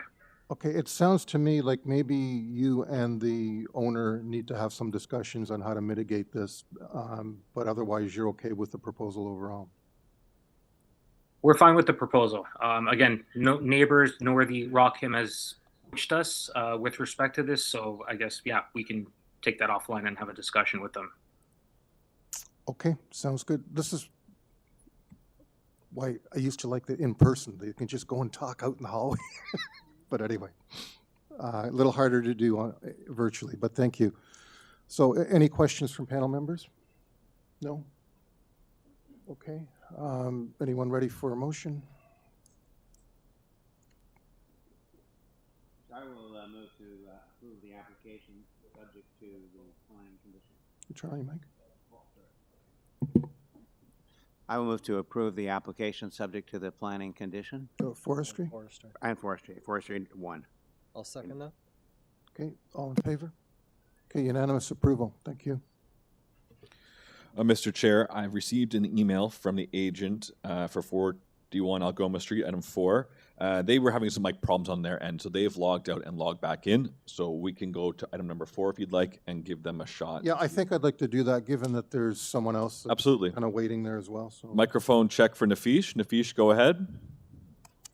Mr. Chair? Perfect, gotcha. Okay, one moment. Okay, so we kind of went through the intro on this already, so I'll just let you get to your presentation. Sure. My name is Nafi Zangi Abadi. I'm the applicant on this file. Address is 30 Apple Orchard Path, Thornhill. So the application is to legalize and maintain the new detached dwelling. And just to clarify at the beginning, this is not an actual new house, meaning that an existing house was not demolished and construction started from the scratch. It's a new house by renovation. The original building permit was issued last year as a major renovation with no need for a committee of adjustment. Everything was within the bylaw requirement, with keeping more than 50% of the exterior walls. Construction started based on the issued permit, and the inspection for footing was done, framing was done, roof was done. But during the construction and the framing stage, they realized that the existing west side wall is not stable enough and the base plates are rotten. So with the supervision of an engineer on site, they just replaced some of the base plates and added some new 2x6 studs in between the existing studs, just to reinforce the wall. I'm confirming nothing has been demolished, it's just the wall just being reinforced. However, in the idea of the inspector and the zoning department, since the wall has been touched, it will no longer be considered as an existing. So, but this one has not been considered existing. The percentage of the existing walls fell below 50%. So we applied for a revision. for a new house, and it appeared that the existing front wall and side wall and the front porch will be considered a variance now, because they are built already as an existing situation closer to the property line than what is permitted in the bylaw for a new house. I'm just confirming again, we're keeping them as is, the front wall, side wall, and the front porch. Nothing is going to change. It's in the existing situation. You can see for whatever new part that we added on second floor and on the side, we did comply with the bylaw. We did setback on second floor to comply with the front setback. We comply with the side yard setback. We comply with the length and depth. Length actually is the exact same. We're keeping just the exact same length of the building. There's no rear setback. Even with that existing porch and front wall variance that are closer to the front property line, there's no landscaping variance. Staff has no concern about this. Our immediate neighbors are okay with the construction. Actually, they keep calling us and see when this construction is going to start. We submitted a revision to building department. We addressed the issue of the reinforcement. It got cleared, and we're just waiting for a committee of adjustment to approve this application so we can get the new revision permit. So just to wrap up, the only reason that we're in front of committee today is that we did reinforce the existing wall for the safety issue, and that creates the variance for the existing wall, front wall and the side wall. The rest fits within the bylaw, and we asked the committee just to approve this application because the site has been abandoned for months now, and it's become a safety and environmental issue. There have been some dumpster in the site and some animals inside, and it's going to be a safety and environmental hazard for the neighborhood. And I appreciate if committee can approve this application, as everything is within the bylaw requirement, and the only variances we're asking are just the existing condition. Okay, thank you. So just to reiterate, variance 1 and variance 2 are essentially confirming existing situations? Correct. All the variances, existing situation. Okay, and the use is not changing. It's still going to be a single-family dwelling? Perfect. Yes, it's going to be the same. Okay, thank you. Any other questions? No? Okay, so, okay, beat you to it. So we have another speaker on the line as well? So if we can get... Yeah, Mr. Chair, the area resident, Scott Shepard. Scott, go ahead. Hi, I'm Scott Shepard. I live at 40 Milton Street, which is a property right behind the house in question. I submitted a document outlining all the variances, and I had pictures taken. I hope that they represent what I think the variances are in question for. But overall, I have a general serious concern about the safety and the safety of the construction of this building. You can see in the first two photos on the page there, you know, the cracks in the foundation, and also the sill plate sitting more off of the foundation than on the foundation. This brings, it just seems like it's not a very safe house. Excuse me, I'm very nervous right now. It's okay. Take your time. Okay, thank you. I've been witnessing the construction of this house for over 2, maybe 3 years now. And when I received this notice of variance, it was the first time that I had saw plans for the construction on this site. When they originally put the application out, it was to just go over, or just to add on to the existing structure. They obviously did not intend to do that. They intended to build bigger than what they originally said. It feels like they're doing a bit of an end run around the city and the planning process. They are putting the cart before the horse, it seems, applying for variances on a building that's already constructed. What if the variances are not approved? What happens then is a question I have. They tear it down. Thank you for that answer. I'm also talking on behalf of a few neighbors that have shared the same concerns that I put into the documents that I sent to the committee. There are other issues that I know are beyond the scope of the committee, so I won't go into those. And I think that's pretty much all I have to say about this. Thank you for your time. Thank you, sir, for your presentation. Just wanted to clarify that you do understand that and I sympathize with part of what you're saying, because we've seen a lot of applications where they say it's to rebuild the existing and the existing is not going to survive. That's what's happened here. But I just want you to understand, or just to clarify, that you do understand that what they're doing is they're rebuilding on the existing footprint. They're not going closer to the street than what the existing house was or on the setback. They have expanded the footprint of the original house, though. Okay, that's something that I'm going to get the agent to address then. But my other comment is with respect to the structural issues, I would suggest that you direct those concerns to the buildings department, because we can't do anything about it. They can. That's what I kind of figured, yes. Yeah. Okay. Okay, so I would contact the building department regarding that? Absolutely. And particularly Okay. since there was an issued building permit, there will be an assigned building inspector, and that individual will be the one that can address those issues. Okay.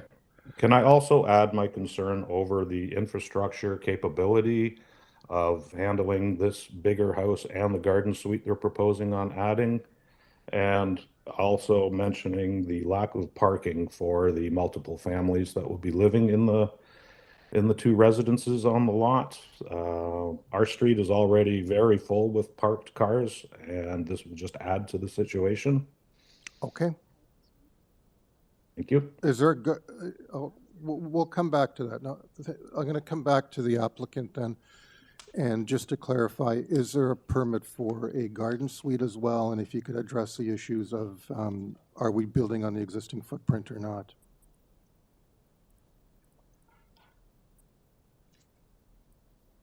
Yep.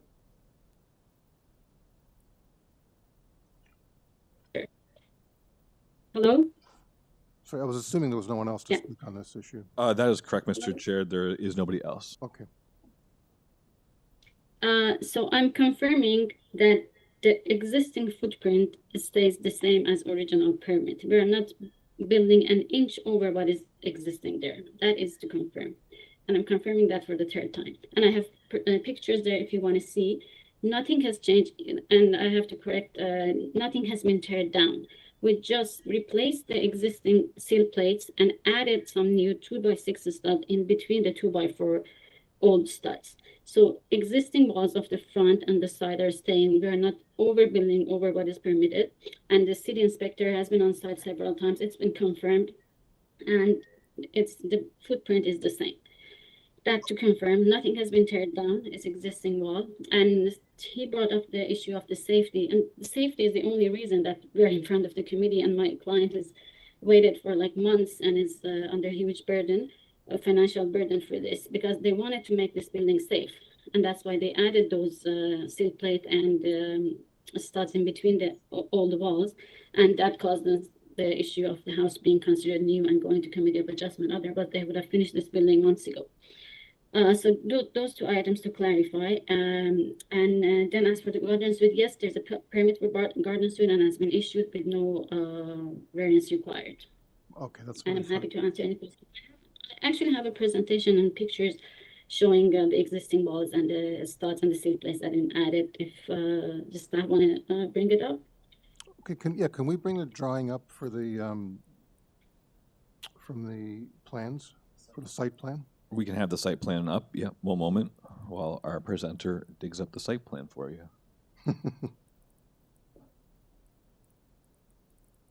I'm just looking at it from the package, but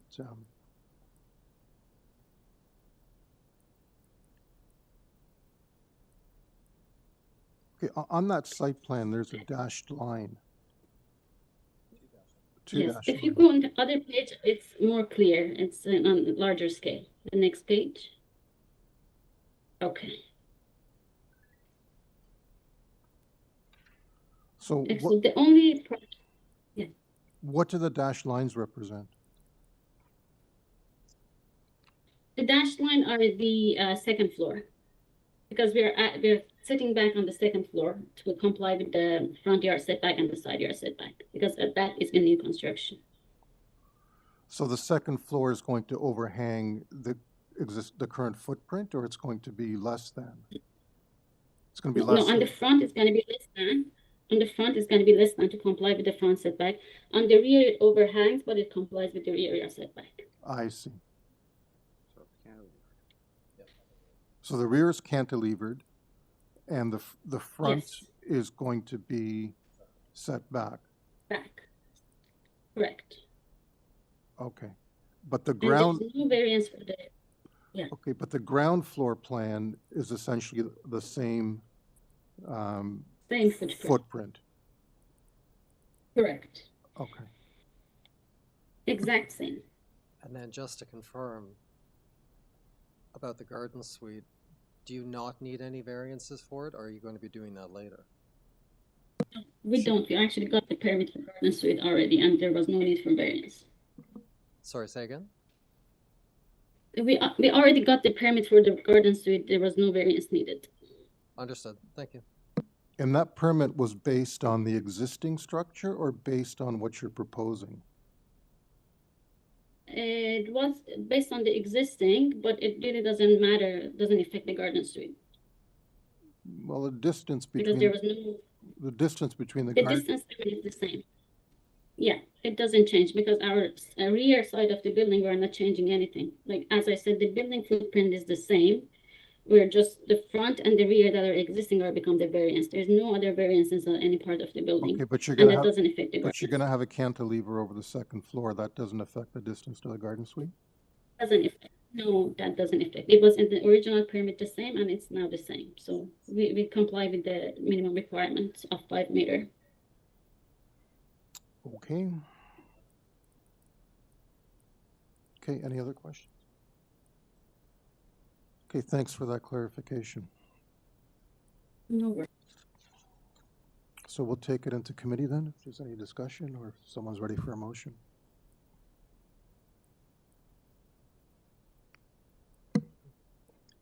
I'd like to move a motion. I believe the application meets the 4 tests, subject to the parks and forestry condition. Okay. Mr. Dalton, is there a seconder? Mr. Chair, I'll second that. Okay, Ms. Popovic, all in favor? Okay, that's passed unanimously.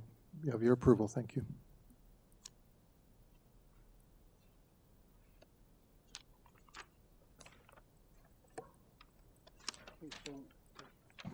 My mic is off, yeah. We're over to number 8. Number 7 has been deferred, so we're at number 8 now. So, Mr. Chair, you have on your list Darren Suckerman. It'll actually be Ashley Mines who will be speaking. That's okay. I'll get to that in a sec. So it'll be someone else, basically. That's fine. So, number 8, 745 the Queensway. This is an application to permit a parking deficiency to accommodate a new medical office. There is one variance, which is basically that 7 spots are to be provided, 0 will be provided. Transportation has chimed in as okay, and we have no other comments. And sorry, so who was the speaker? Mr. Chair, Ashley Mines. Okay. And Ashley is online? Correct. Ashley, go ahead. Good morning, Mr. Chair, members of the committee, and members of the public. Good morning. My name is Ashley Mins. I'm a planner and project manager with the Bigley Area Group, and I'm here on behalf of our client and the owner of 745 the Queensway, JDMI Inc. As you're aware, we're requesting a reduction in required parking from 7 spaces to 0. The proposal for the site is an adaptive reuse of an existing building, which presently covers the entirety of the site. Everything for the development will be taking place on the interior of the existing building. I don't think we need a as such, full, we're I don't, physically sorry. not able to provide the required. Ashley, I'm just going to interrupt you Sorry? for 1 second. I don't think we need a full Yeah. presentation. Just a bit of an overview, and I have some questions, and I believe my colleagues may have some as well. Absolutely. So actually, You if, can go ahead. all right, well, There's no other speakers, right? That is correct, Mr. Okay, Chair. so let's just get right to the questions then. I understand the rationale and the fact that there's surplus green pea parking in the area. My primary concern is the provision of handicap parking, particularly given that this is a medical suite and you do have rear yard access. Can you not provide one parking spot in the rear? There is not enough space back there. We have considered it, however, there just is not enough space. And given the way the rest of the laneway is, it just wouldn't work back there, unfortunately. Okay, and then I believe there was a recommendation from your parking consultant that you approach Green Pea with regards to converting a couple of their spots to accessible. Has any of that taken place? We have not reached a resolution on that to date, but that is something that we are exploring. Is the parking in the rear also Green Pea, or is that some other situation? I believe the rear is Green Pea, and on this, there's a street just to the west of the site as well that is also Green Pea. Yeah, and it's not up that one to the. Sorry, go ahead. I am aware of that one. I'm just thinking in terms of travel distance, that's a considerable distance. So I was just going to suggest that if you're going to have those discussions with Green Pea, you may want to entertain the lot in the rear. We will do. There's also parking on this, like there's street parking in front of the site as well. There is some on-street parking, yes. Yeah, if it's available. Okay, those are my questions. I don't know if panel members have any. No? Okay, so we'll take it into committee. I just want to make one cautionary statement as a former vice chair of Green Pea.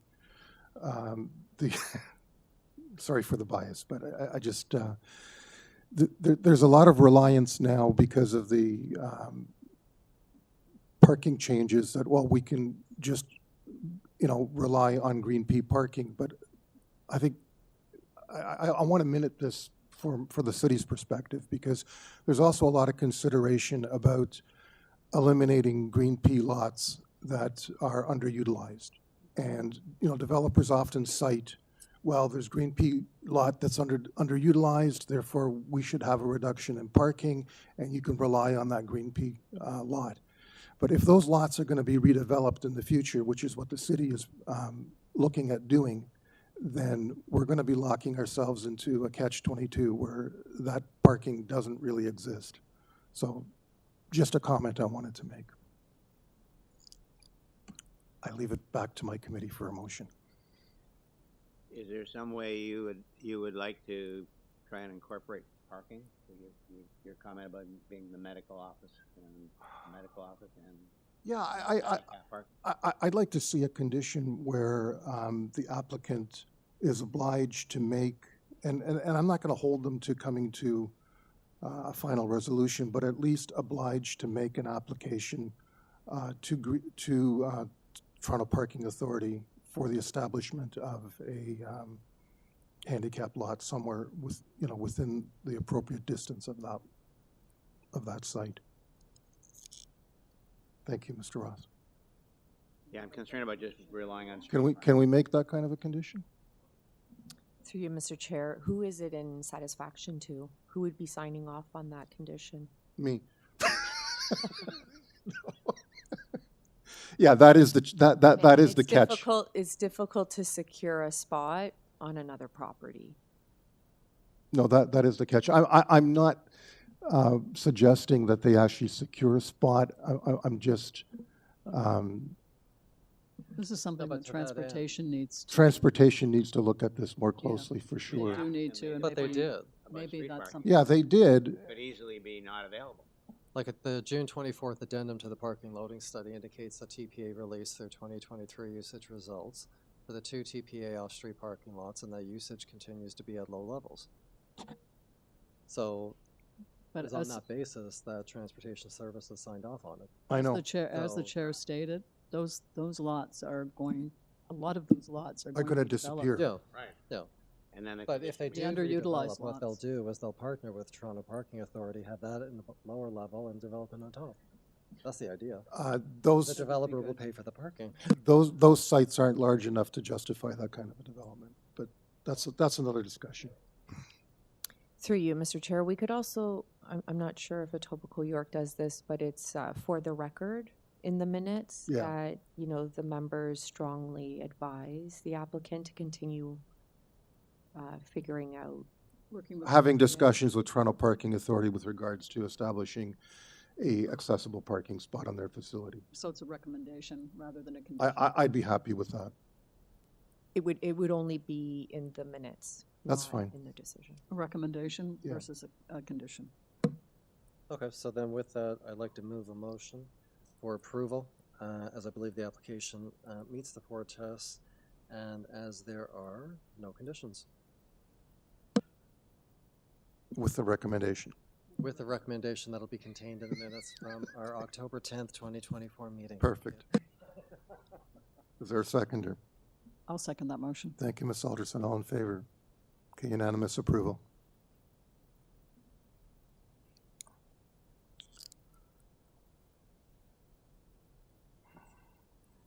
Okay, so item 9, that was item 8. 117 Laurel Avenue. This is an application to construct a new detached dwelling with an attached garage. There is one variance being requested with regards to driveway width. Forestry is requesting condition 3. Transportation is stating that they are now okay, although they are asking for a revised site plan. And Marco is the agent online? Yes. Okay. Good morning, Mr. Chair and members of the committee. Marco morning. Razzolini from Sequoia Design, Inc., 94 Lakeshore Road East, Unit 201, Mississauga. If we can get just a brief overview of your application then? Sure. So the application is to allow for a driveway width of 4.37 meters, where 3.2 meters is the maximum. We already have an issued building permit for the house that is on site. The proposed garage is 1.5 spaces wide. The bylaw doesn't fully address this size of garage for driveway width, and the minimum requirement is 3.2 meters, which is based off of one full space being provided in the garage. The garage, as well as the actual garage door itself, are both wider than the maximum of 3.2 meters. So the proposal of 4.37 meters with the walkway is to allow for proper access in and out of the garage for vehicle parking. I would note that if this was a 2-car garage, which is allowed on this site, this wouldn't be a variance. We're just sort of in between two parts of the bylaw that doesn't really cover this 1.5 size parking space in the garage. Yeah, we do have an issued building permit for the dwelling itself. We met all the other requirements in the zoning bylaw, coverage, landscaping, and I believe we've also addressed the comments from transportation with the revised site plan that was submitted. Perfect, thank you. Any questions? I have a question. Since we're dealing with one variance and it happens to be the driveway width, have you considered using permeable pavers? We haven't. If that was a requirement, I think it's something we could address. The walkway, I think beside the driveway, we could accommodate. The driveway itself, if it was the request of the committee, we would be happy to accommodate it. I'd like to make that a condition of approval. And at least the consideration would be there, maybe it's just for the walkway as opposed to the entire driveway, but at least there'd be some use of permeable pavers. Would that Through be you, agreeable? Mr. Chair. Would that be agreeable to you? If we could have it for only the walkway, that would be preferred. Just there is an added cost. We're trying to keep things simple for this project. Yeah, and there's no landscaping variance, there's no other variances. I think it's, But it is for driveway width. well, yes. If you don't ask, you don't get. Okay, I think you've asked and you're getting offered I think, a reasonable compromise. I think it's a reasonable compromise. Okay. So you move in that motion? Yeah, so I actually will move for approval. Now, again, are we going to have an issue with enforcement of this condition? No. Okay, perfect. Move for Thank you. approval, subject to urban forestry number 3, and subject to the condition imposed on the applicant by the committee for permeable pavers to be used on the walkway. Okay, is there a seconder? Yes, thank you. I'll second that. I believe there's a transportation condition as well. No, they're okay. Well, they say that they've met it already. Thank you very much. I'll second. Okay, so all in favor? Okay, unanimous approval. Thank you.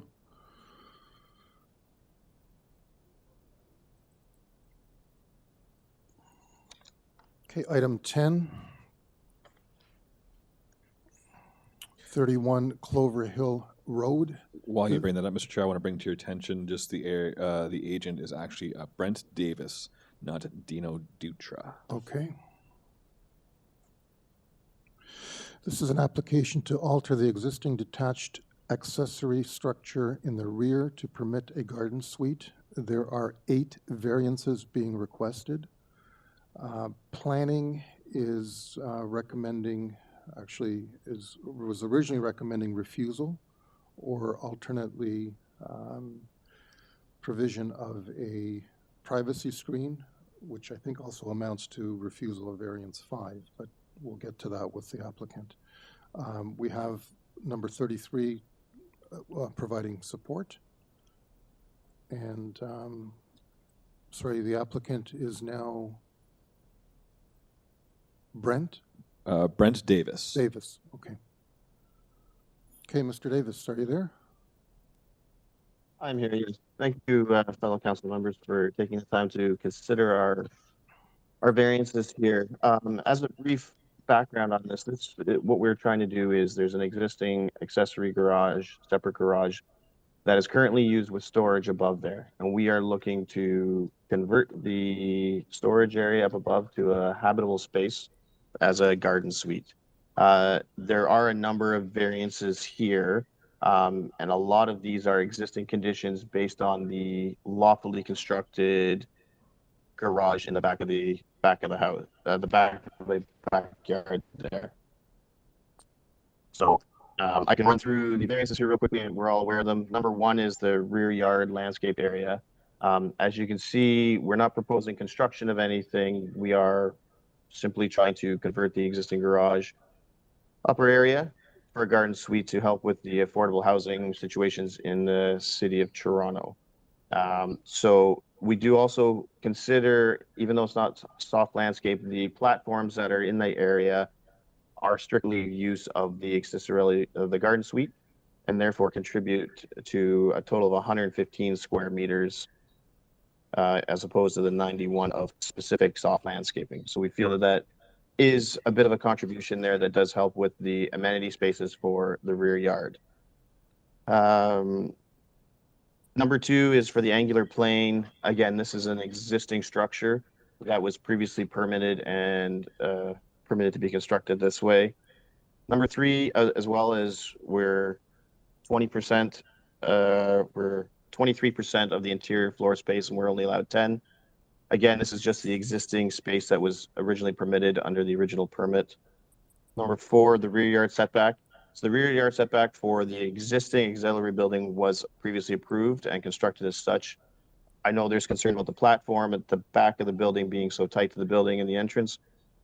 The topography of the site does not allow for any access anywhere else within the building, as the property slopes up at the back, and therefore it is accessible based on grade.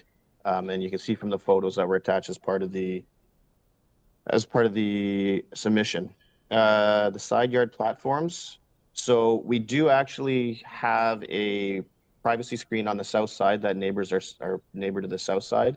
The east side, we are 2.5 meters from the property line, which already has a privacy fence there and is, as you can see here, by tree number 4 is very screened in the summertime, but then the privacy fence that is there currently, wood fence, allows for that. If it's a condition of the committee, we would put in a secondary fence along that walkway that you see up to the side of the garden suite. Number 6, the attached platform must be on the first floor. Again, the topography of the site doesn't allow for the platform to be on the ground floor. Therefore, it's on the ground floor of the garden suite, but not of the auxiliary building itself. The lot coverage, 60 square meters. We're covering 78 square meters. Again, this is the existing suite and building. We're not building anything more. We're not proposing to build anything larger. This is just capitalizing on the space that is present with the existing building. And again, number 8 is the angular plane of a garden suite. However, this is an existing building that we're not anticipating building onto. We do have a letter of support from our neighbor 33 on the west side, where we are abutting the closest property line as we are there. I would enjoy fielding any questions. Okay, yeah, I have a question. So you're okay with the privacy screen or refusal of variance 5? Because essentially that's what variance is about, is it not? Yeah, the variances that we don't have on the east side, we would entertain putting a secondary privacy screen in there if necessary, yes. Okay, so if we refuse variance 5, then that will require you to do that privacy screen, will it not? It would, yes. Okay, I mean, we can do it one of 2 ways. We can either put a condition on, or we can refuse that variance. Same effect, as I'm assuming. Yeah, it would be the same effect. If you put a condition that it has to be in there, or refusal, if it's a condition, we would put it in. Okay. Any other And questions? then, yeah, just to confirm, did you make mention that there was a privacy screen on the south side? There is currently, yes. There was one of the photographs that was previously shared that clearly shows it on the south side there. Well, again, if you refuse that variance, they'll have to do it all the way around anyway. No. Yep. Complete the circle. Okay, any other questions? No? And there are no other speakers? That is incorrect, Mr. Chair. There is an area speaker, 36 Cannon Road, Les Quespes. Okay. I'll mute him now. Go ahead, Les.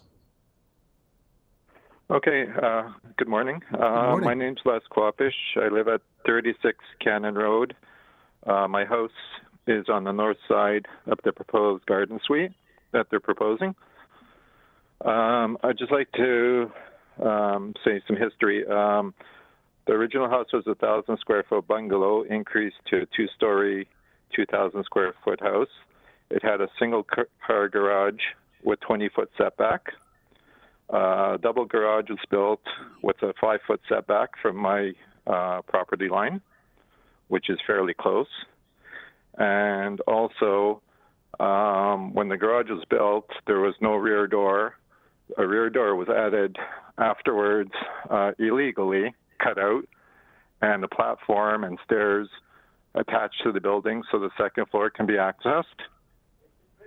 And it's been rented for the last number of years illegally.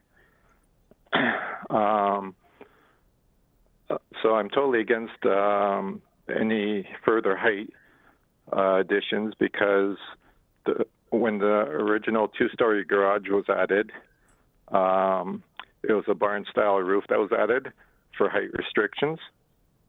So now they want to add a second floor, which I'm against. Also, the lot is on the ravine lot with a slope downhill. So there would need to be proper assessments done regarding whether a retaining wall is required. And also, proper permits would be needed for sewer, plumbing, electrical, or gas, if this is allowed. And there should be a substantial increase in property taxes for a garden suite, which they'll be making money off of. And the house on the east side is their property also, so they're not allowing any.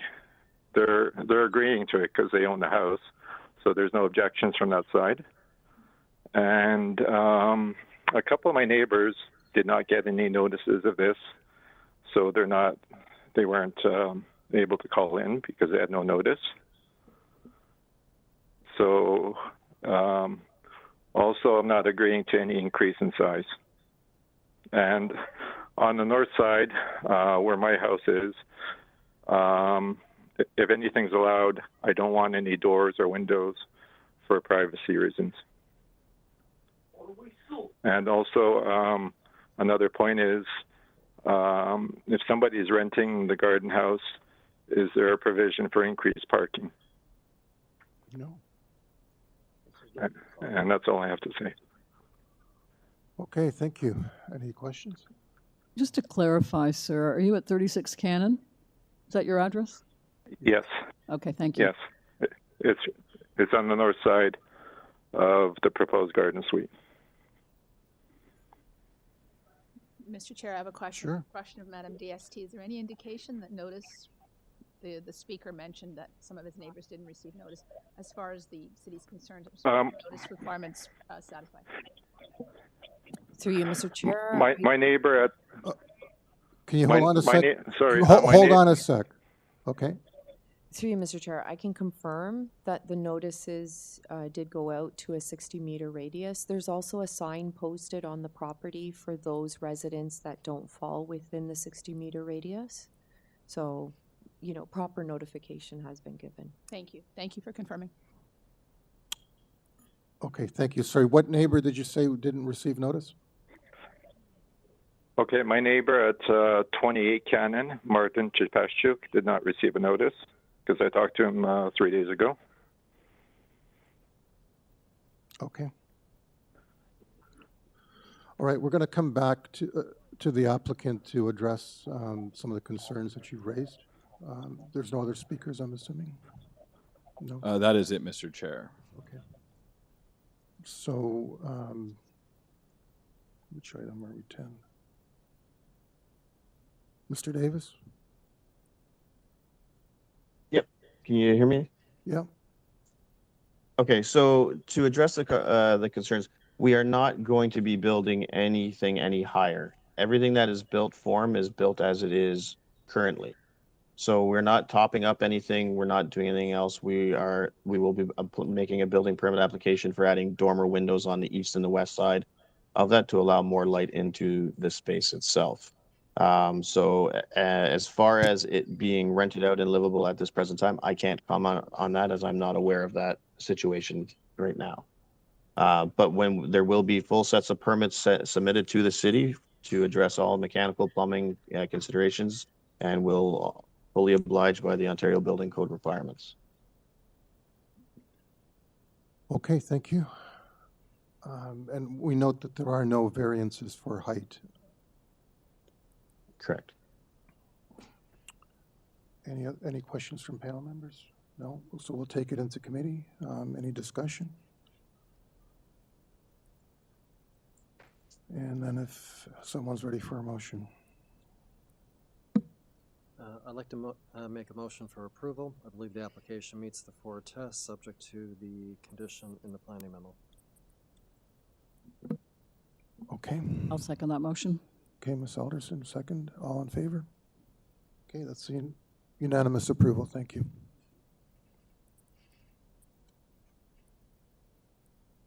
So item 11 is 10 Rowntree. No, 100 Rowntree. 100. Mill Road, but I have Rowntree and Mill Road. Rowntree Mill, okay. I've never. Okay, Rowntree Mill Road. To construct a second-story addition above the existing dwelling, a 2-story front addition with a 1-story garage addition in the front, and a new covered front porch. The altered dwelling will be considered a three-story dwelling. There are 9 variances being requested, one of which has been reduced, and planning is requesting a condition of approval. And we have, it says in person, but I don't see any. That's correct, Mr. They are, Frank is remote, and they are unmuted. Good day, Mr. Chair, members of the committee. Frank Montano, 360 Architect, 10 Deer Run Court, Vaughan, Ontario. Good morning. I don't think we need a full presentation, but if you can perhaps give us some highlights. Yeah, we had some discussions with planning regarding this file, and it was primarily with the building height. It is a raised bungalow. The terrain is such that it slopes significantly from the west to the east, as well as from back to front. That's the reason why we have the garage at the elevations. If you look at the photographs that were submitted, you'll see exactly what the terrain is doing. So in essence, this is a raised bungalow, partially, with 3 sides of the house actually buried by grade. What we are doing is we're just topping up an extra floor. We need the 3 bedrooms. It's a growing family. There's 5 people in the family, and the rooms are just way too small on the existing. We've had some discussions with planning, and we did reduce the building height somewhat, more in line with what has been built in the area, and that really hasn't changed our overall intent of the design. And we're happy with the submitted application. Okay, yeah, I see it's a fairly significant reduction for the height variance. You're barely over what's permitted now. Can I just ask you, what's variance 6? Is there some kind of change or clarification that took place there? Oh, just a section number. Okay. I got it. Okay. Thank you. Okay, and you're aware of planning's condition of approval? Yes. And you're okay with that? We are. Okay, thank you. Any questions? No? Okay. Anyone, any discussion or anyone ready for a motion? I'm ready for a motion. I would make a motion to approve the application subject to the planning condition. Okay, thank you, Mr. Ross. As amended? Oh, we almost had a tie there. I'm going to go with Bill. Okay.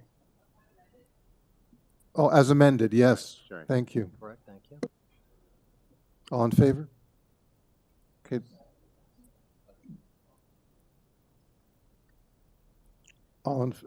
It's approved. Thank you. Unanimous.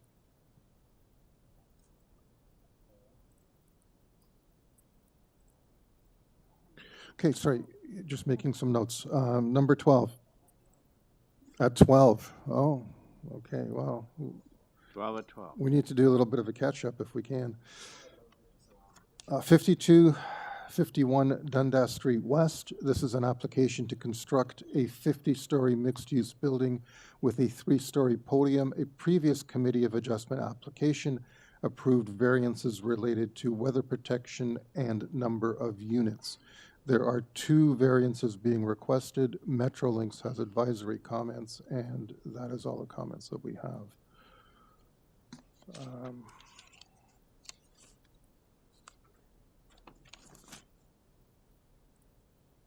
Elliot Silverstein is the applicant or speaker, agent. Mr. Silverstein, are you online? Good morning, Mr. Chair and Good members morning. of the committee. You're almost out of morning, so. Yeah, good morning and good afternoon. That is a good point. Good morning and good afternoon. Okay, I recall this application when it was previously before us, so I don't think we need a full presentation here. I have one question, if I may. Will the variance result in the addition of any floors, or is the overall height being left as is? Mr. Chair, so the overall height will be left exactly as is. The variance, I can quickly introduce the 2 variances if you'd like. Sure. So Yeah, either perhaps the fairly rationale around it. straightforward.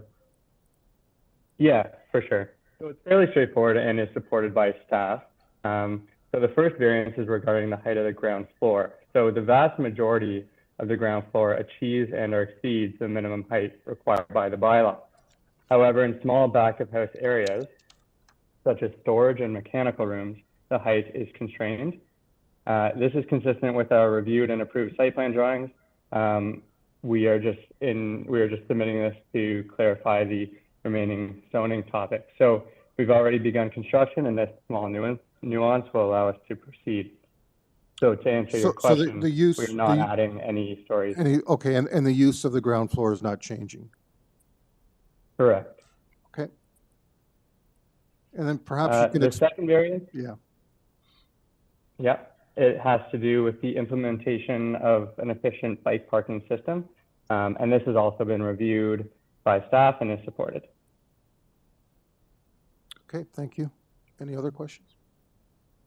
I was just going to make the comment that with regards to the height, the information provided indicated it only applies to less than 5% of the total ground floor. So. Oh, okay. Yeah. I missed that. I missed Yeah, that. it's only Okay. like Got it. Yep. very minor. This is the definition of minor, yes. Okay. I was wondering, why are they squishing the whole ground floor? Yeah, got it.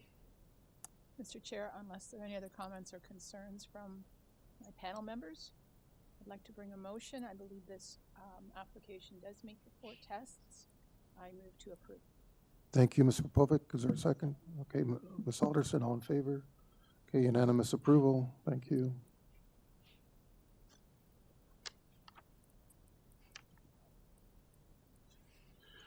So item 13. 66 Wellington Boulevard. This is an application to construct a new detached garage with a second-story garden suite. There are 11 variances being requested. I know, I'm going to get to that. There were 11 variances being requested, 3 of which have been eliminated. 1 of the remaining 8 has been reduced. We have forestry requesting condition 2.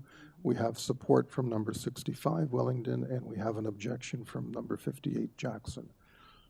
And Amply affected. sorry? Okay. And our agent is it Gannon? Yeah, correct, Mr. Chair. The agent is Gangan, and the 2 area residents are present on the call. Okay, let's go ahead with the agent then. Hey, good morning, committee members and staff. Good afternoon. Can you hear me? Perfect. I guess it's just ticked over past noon, so it is afternoon. My name is Gagan Hijatri from Steel Tree Architectural Designers. I am the principal there, and I'm here as the applicant for 66 Willingdon. Our proposal aims to renovate the existing single-story garage to create an accessory dwelling unit on a new second floor. Can I ask staff to pull up the site plan, please?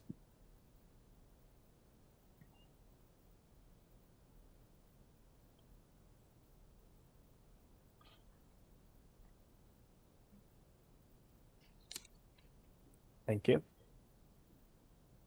Our design seeks to keep the existing setbacks to the south and west lot lines. We're looking to expand towards the north by 2.37 meters and towards the principal building by 0.82 meters. Additionally, we're looking to increase the height of the proposed structure above the maximum 4.0 meters that would be allowed to 5.3. That's an increase of 1.3 meters. And this change necessitates the adjustments to the other variances as well. I'll just briefly go through each of the variances requested. And just while I go through, if staff could get the list of variances up, please. For variances 1 and 2, we're looking to keep the existing setbacks of the current garage without encroaching any further. So that's just the existing conditions. Thank you, staff. For variance 3, we're looking to expand the garage to meet the minimum requirements for the size of a parking spot that we are required to keep. So that's why we encroach further towards the principal building. For variances 4, 5, and 6, these are about the angular plane. We believe that the 45-degree plane is an important part of the zoning bylaws, and in our plans, we have proposed a 45-degree plane that projects from the proposed setbacks in variances 1, 2, and 3. If those variances would be approved, then we believe that we have complied with the spirit of these variances. Variance number 7 relates to the height of the structure, which we have worked with the planning department to revise and have received confirmation that our revisions have satisfied their concerns. And that's why we're seeing that a lot of the variances are struck out. We arrived at the height of 5.3 meters by analysis of the minimum height required by the Ontario Building Code for occupied floor areas. Both the 2012 and upcoming 2024 editions of the Building Code. With those limitations in mind, any height shorter than 5.3 meters would not comply with the Ontario Building Code. I'd like to briefly address community response. I'd like to highlight that we have, I believe we submitted 6 letters of support, and namely from direct neighbors as well at 62, 64, 69, and 70 Willingdon. And this arrived too late, but we did get a letter from 65 Willingdon this morning as well. Concerning the resident at 1001 Royal York Boulevard, the neighbor that's directly to the west of the property, abutting the rear lot line, they expressed concerns to us directly, and we have addressed those in our revisions. Per our latest communication indicates their support for our proposal with a request for wall treatment that we're addressing privately with no zoning or building code compliance impacts.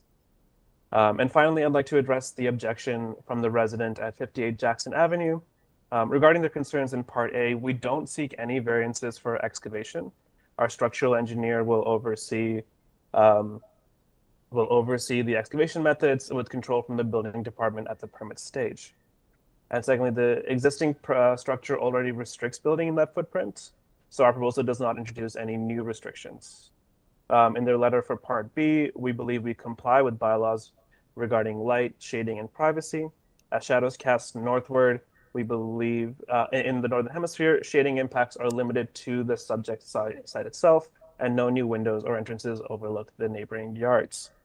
I did want to address, I was working with our application technician, but perhaps this didn't get updated. Variance number 9 on this list is no longer required. That was a mistake, an oversight from the zoning reviewer, but because of the zoning review system, he couldn't issue a new, an updated zoning review letter. So we don't need number 9. Thank you for your patience and time today. In conclusion, with the support of planning and our neighbors, we believe we have met the 4 tests for the Committee of Adjustment. Thank you. So you're now only requesting 7 variances, is that correct? Correct. Correct. Thank you. Any questions? No. And we have area residents online. We do, Mr. Chair. We'll just start with the first one on your list. Will be Paul. Yep. Perfect. Paul, go ahead.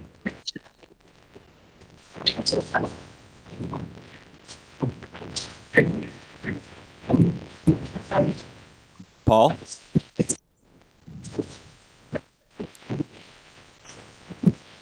Okay, maybe we go to the next one. Yeah. Paul, I'm not sure if there's a connectivity problem or not with you. We can't necessarily, if you're speaking right now, we can't make out what you're saying. Please consider logging out and logging back in and authorizing the use of your microphone. That was interesting. I'm not sure they really were aware they were maybe they weren't even aware that they were muted. Yeah, that was, never heard something like that before. No. Okay. Well, just remember, Paul, could you just log out and log back in and authorize the use of your microphone? I think we had you there, but just to be on the safe side. We will go on to Diane, though, now. And then we'll go back to Paul after. Diane, go ahead. Good afternoon. Good afternoon. Thank you for having me this afternoon. I'm Diane Gelati of 58 Jackson Avenue, and I appreciate the presentation that was just made, but I would just like to make my points with respect to this proposal. I'm a long-term resident of the area, and my property is within 60 meters of the applicant.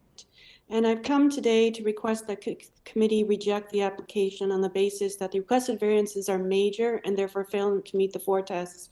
I appreciate that the applicant has indicated they plan to renovate the garage, but the application The notice does say they are constructing a new garage, and it has a full basement, and they're planning to dig down at least 11 and a half feet, as far as I can tell. I wanted to just first speak to desirability. Of history, and of course the committee knows this quite well, the City of Toronto spent years and millions upon dollars to develop and launch new bylaws for the Garden Suites program. These bylaws were passed just over 2 years ago in February 2022. So the city did extensive work on this. It included extensive community consultation, work by city urban planners, city committees, and ultimately voting by city council. And even after all that, the City of Toronto was still not done, and it had to go to the Land Tribunal to get the bylaws ultimately passed because they were challenged. Because of these efforts, I would, from a resident perspective, I would say the Garden Suite bylaws as they exist currently and as they are written currently, they already take into account shortages for housing within the city. They already take into account an evolving city. And the applicant's requests do not relate to bylaws frozen in time by any means. They're not outdated bylaws, they're fresh, they're new, and they're current. So my point here is that the existing garden suite bylaws, they went through a monumental and extensive process to determine what was desirable for the city, desirable for its residents, and desirable to meet the city goals and plans. So, and there's well-documented reasons as to why the city has imposed side yard setbacks, angular planes, and distances from houses. These are there to help ensure privacy, sunlight for trees, and proper building practices. The applicants, as submitted, the applicant's proposal includes sizable variances for height, front, rear, and side angular planes, and side and rear yard setbacks, and they are constructing a new garage per the the notice. So it's not just a renovation in my view. So there's many categories of the Garden Suite bylaws that are not being followed, even in spite of their efforts to remove some of them. So it's very early in my view as a resident and as a city of the City of Toronto, it's very early in the lifespan of the Garden Suite bylaws to say that the city should have done something so much different that the applicant can't follow those bylaws. If the city desired something different, they would have passed something different. Therefore, in my view, and I think in the city's view, what is desirable is the current bylaws, not what's being proposed. I'm particularly concerned, though, with respect to the distance from the side yard. It's 0.39 meters, which is essentially 15 inches from a lot line, and they're going to be digging a full basement there. To me, I do not see this as an appropriate setback for something which is essentially a small two-story home. It's very close to the lot line. So I would say that that is a major variance. I would ask that the committee considers this quite carefully, because every time you approve every time you approve these bylaws for a garden suite and there's all these variances, what you're doing is essentially establishing an entirely new set of variances that are acceptable in the community and overriding all the work that was done by the city previously. In that regard, because I think this is a very significant decision by your committee today, I would argue that the variances are major because it's the significance of what needs to be passed. And I'd like to thank you for your time today.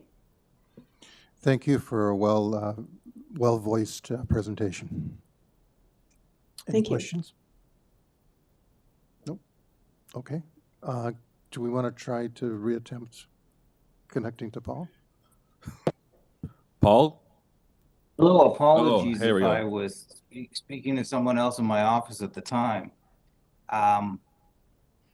We ran a little overtime, so I missed most of the presentation, to be honest, but the only point I had was generally in favor of the project. I don't have any other comments than that.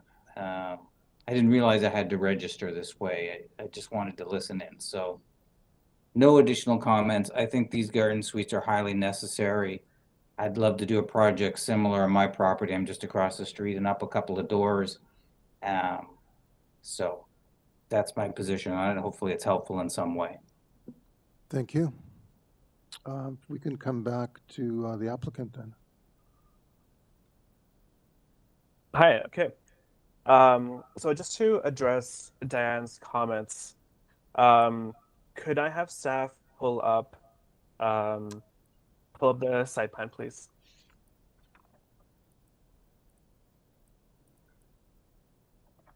And specifically, can I get sheet A003? That should be the third page.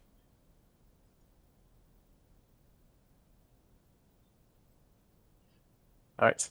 I want to highlight a few things. I want to start with the setbacks. Now, the zoning bylaw indicates that we're proposing a new garage because of the extensive work we're doing on first expanding it towards the north and the east. But while our initial design did keep 50% of the existing walls, the proposed extension above wouldn't comply with those. The existing structure wouldn't apply to the second story, is what I was told by the zoning department. So where you can see here, where we see the existing site plan, that the site is already, like, we're not changing any of the setbacks that are existing there. Additionally, for the rear yard setback, there is a framed addition that we are not building on top of. So we are actually much closer to 1.9 meters away from the rear yard. That for the second story portion, as well as for the digging below. And then regarding the comments about the bylaws being new, it's not my understanding that the Committee of Adjustments has any restriction from when a bylaw is passed to bringing that forward to the Committee of Adjustment. And there is, it's unreasonable to expect that the City of Toronto would be able to consider every single property in every case when making these zoning bylaws. And it's largely the reason we have Committee of Adjustment is for cases like this. And that is the end of my responses. Thank you. Thank you. Just wanted to clarify, you are installing a basement under the existing garage though, right? That is the current plan, yes. Right. But there currently is not a basement there. There currently is not a basement there. We would demolish the existing slab and dig underneath, but that comes at the structural design stage, which hasn't been completed yet. No, understood. But I mean, given the extent of that work, I mean, you essentially are constructing a new dwelling. It just happens to be on the same footprint. Yes. Yes. Okay, thank you. Any questions from panel members? Okay, let's take it into committee for some discussion then.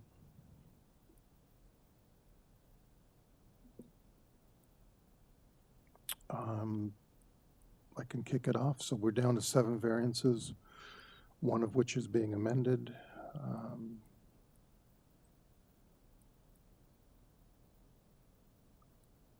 I do share a little bit of a concern about one of the side yard setbacks. I mean, given that this is a de facto new structure that could have been improved upon, but other than that, I don't have any other concerns.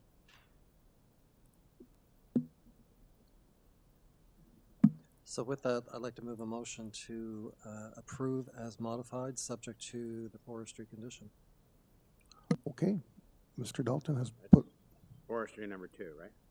Yes. So you're approving as amended. Okay. 7 instead of 11. Yeah. Is there a seconder for that motion? I'll second that motion, Mr. Chair. Okay. All in favor? Okay, it passes. It's approved. Yeah, I'm going to go unanimous, sure. I was wavering on that one.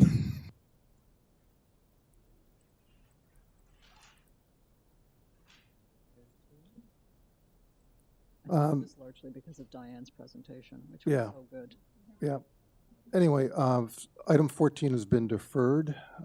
We're on to item 15, and I have a note here regarding a notice issue, so I'm going to deal with that in a minute. But item 15 is 56 Queens Drive. This is an application to construct a 2-story south side addition, which will contain an attached garage. There are 7 variances being requested, and we have 6 letters of support. And we have only the applicant, no other speakers. So if we can get the agent online. In the meantime, I'm going to pull up my file on the computer. We have no objections, right? Good afternoon. Good afternoon. Let me. Hi, good afternoon. Yep. Can you hold on one second? Because I do have a question, but I need to find. Through you, Mr. Chair, I file. believe it was variance number 3 that there was a question for this one. Yeah, let me just pull it up because I don't have it here yet. 15. Okay, while you're pulling it up, can I ask a question? Sure. I'm assuming we don't need to go into a presentation, or do we? I don't think so, no. No. Okay. So in the 6 letters of support, there were 2 from the same person. There were some hard to read signatures, and people need to print their name underneath, and nothing from 54 Queens Drive, which was your immediate neighbor. So I'm just wondering if you could address that. Yes, let me just check. We did receive support from 54 Queens Drive, so it may have just it may just be an error in the upload. But our client, the homeowner, did speak with their neighbor, and they do have their support, so I can confirm that. So I don't have it right to hand, but I can double check the letters that were uploaded. Okay, and then the other issue we have is the calculation issue. And Mr. Dalton, perhaps you can elaborate on that? Sure. Yeah, for variance number 3, it notes reduction of landscaping from 50%, which comes to 41.73 square meters, and then to 49%, but the square meters seem to be off. This should be way more than 20. I did raise that with the city zoning examiner, and she confirmed her zoning notice was correct. I did raise it as a potential issue, but just to confirm that there's actually no change. Sorry, but if you look then down to number 4, which is also a landscaping reduction for the front yard, it's going from 75 to 70. 75 is 31.29, and the 70 brings it to 2901. So I'm not sure. I think there's a notice issue because it looks like the 2901 got repeated in 3 and 4, because there's no way 49% in number 3. If 50% is 41.73, 49% should be closer to 40, not 29.01 square meters. Right. Yeah, I think that's a zoning notice issue, but just to confirm that there's actually no change to the landscaping. These are really just technical variances. The side addition is proposed to be built on an existing hardscape. The reason it's really more of a technical variance that's being triggered because of the front main wall, but there is no change to the existing landscaping. Okay, so then I've calculated 49% should be 40.8 square meters. So if we amend this, or take it as a non-notice issue, at the very least, we have to amend it. Yeah, could we amend it that way? Through you, Mr. Chair, yes, you can, if the applicant is agreeing to that calculation in square meters, or we could leave out the square meters and just use percentage. So can you live with that? Change. Yes, I'm okay with that. That's fine. Okay. Yeah. Done. Great, thank you. Okay, so there's no comment, no objection, right? No, I have a comment just with regards to the side yard setback. I'm still trying to get caught up on this. Sorry.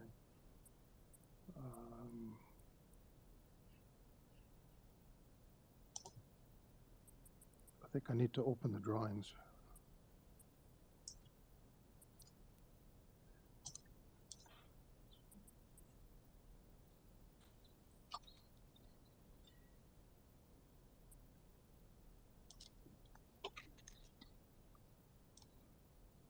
No, I'm fine. It's okay. It's okay. Yep. So I think we're good. So I'd like to move a motion for approval, as I believe the application meets the 4 tests as modified. Okay, is there a Wait, number second? 3. I will second that, Mr. Chair, as amended. Okay, all in favor? Okay, unanimous approval. Thank you. Nadia. Natalia. I know when Nadia, yes. I often make them. Okay, so we've got the amendment on that? Yep. Okay, so moving on to number 16, item 16, 117 Kingsway Crescent. This is an application to construct a 2-story rear addition and a 3rd story above the existing dwelling. There are 5 variances being requested. Forestry is requesting condition 2, and we have no other comments. Yes, good afternoon, Mr. Chair, members of the committee, and everybody in attendance. Good My afternoon.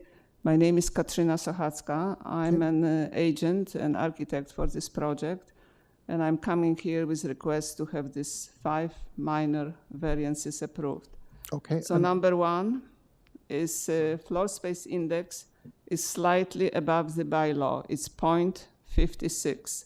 Bylaw allows by 4.5 of the lot area.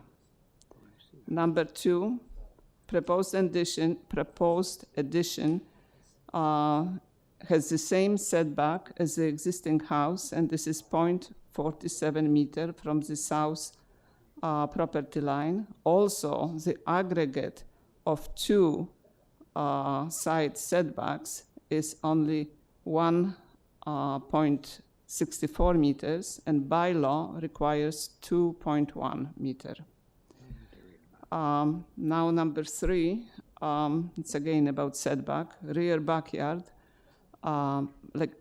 rear deck, which is accessible from the first floor of the house, needs to be set back 0.6 meters, but it's in line with existing house. It's 0.47 meter. And number 4, the deck accessible from the main floor is 1.72 meter above adjacent ground, and is 3.65 meter from the rear wall.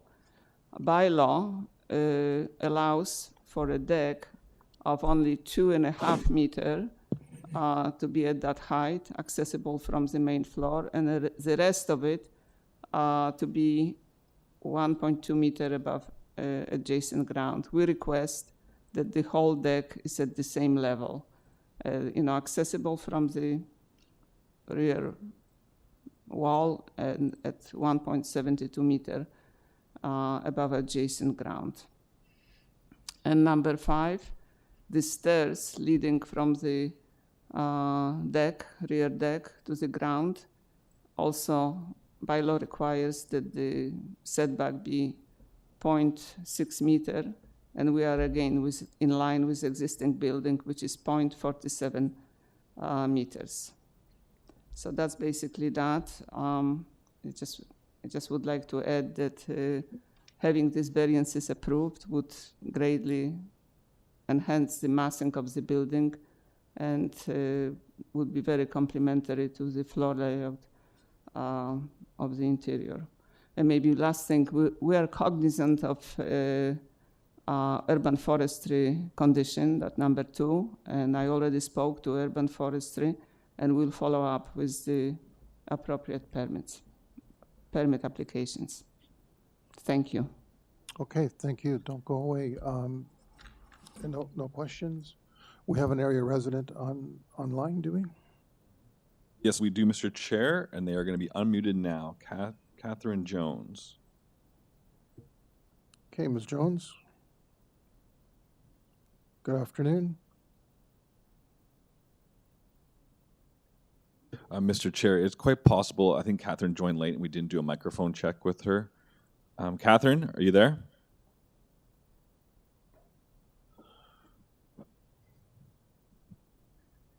late joiner, and we didn't get to do a microphone check with them. I wonder if they authorized use of their microphone or not. Catherine, if you could, please consider logging out and logging back in and authorizing the use of your microphone, please.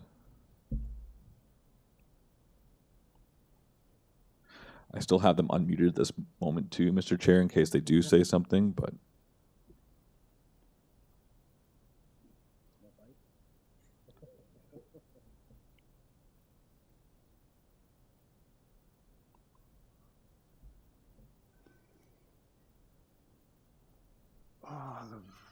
The beauty of doing these things virtually.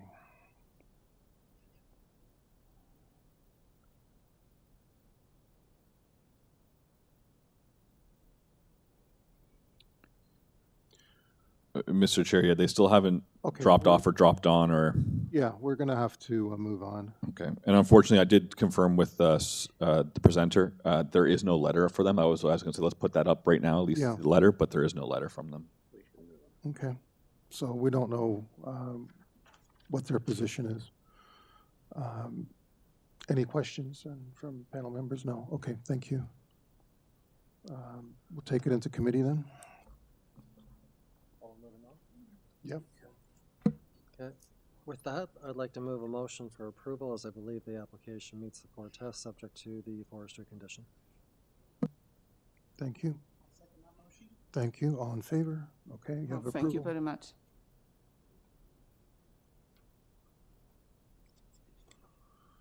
Okay, item 17 has been deferred. Item 18 is 36 Hagersville Crescent. This is an application to construct a second-story addition above the existing garage. There are 3 variances being requested. Forestry is requesting condition 1, and planning has also a condition of approval. And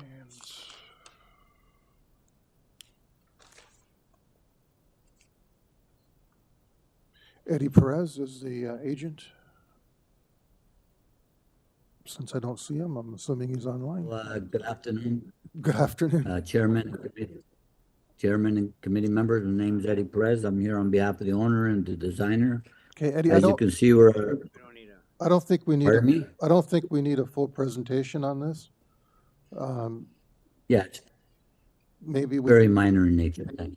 Okay, well, we think so too. So if we can just ask some questions from you and leave it at that. You're aware of the planning condition Yes, I am. Thank you. and you're okay with that? Well, yeah, we're okay with it. Perfect. Any other questions? And you're okay with urban forestry condition number 1? Yeah, I saw that condition number 1. I'll be in touch with them, but I feel that the trees won't be affected because we're only adding a second floor. But I'll take care of forestry when we get to that point. Perfect. Thank you. Okay, so if we can take it into committee, if anyone has. If no one has any questions, I'm prepared to make a motion. This is a pretty straightforward application. I believe it meets the 4 tests. I move for approval subject to community planning's condition and also urban forestry's condition. I will second that motion. Okay, all in favor? Okay, we have unanimous approval. Thank you. Thank you. Okay, item 19, I would like to deal with that together with item 20. So that would be 22 and 20 Maple Bush Avenue. For both cases, this is to construct a new detached dwelling with an attached garage. And in both cases are 8 variances being requested, and 3 of which have been reduced. And Make a planning condition. there's forestry is requesting denial or the alternative condition 1. And planning has a condition of approval for 22 Maple Bush.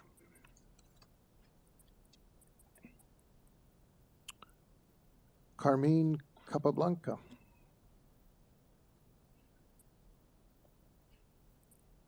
Carmen? Yes. Welcome. Thank you. Okay, we're having it's a little difficult to hear you. I don't know if you're not speaking up or not close enough to the mic. Can you hear me now? Barely.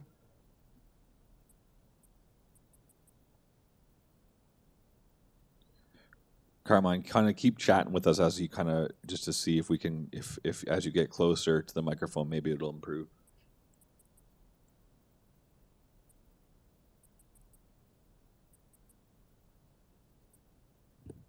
That's a little bit clear. No, it's still not great. Sounds like you're in another. Right at the microphone. There we go. What did you have, Carmen? What did you have for breakfast here, so we can just kind of get you to talk a bit?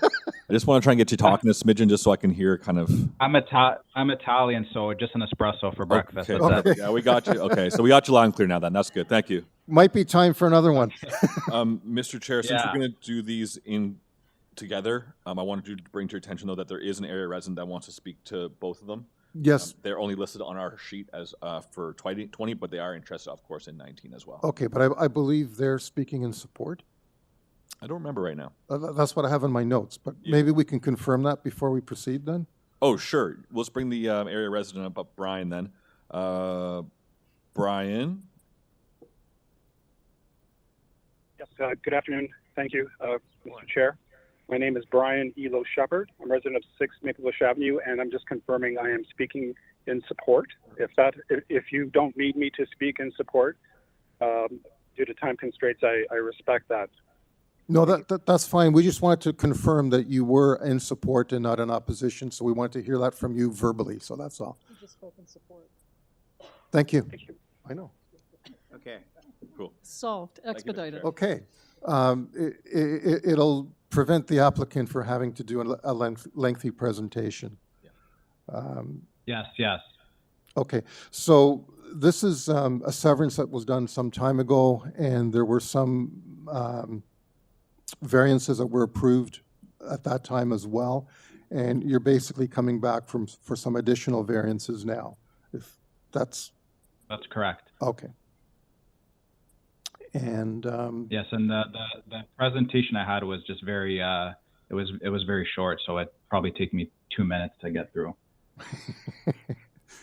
I don't think we need it, but if you want to do it, you can.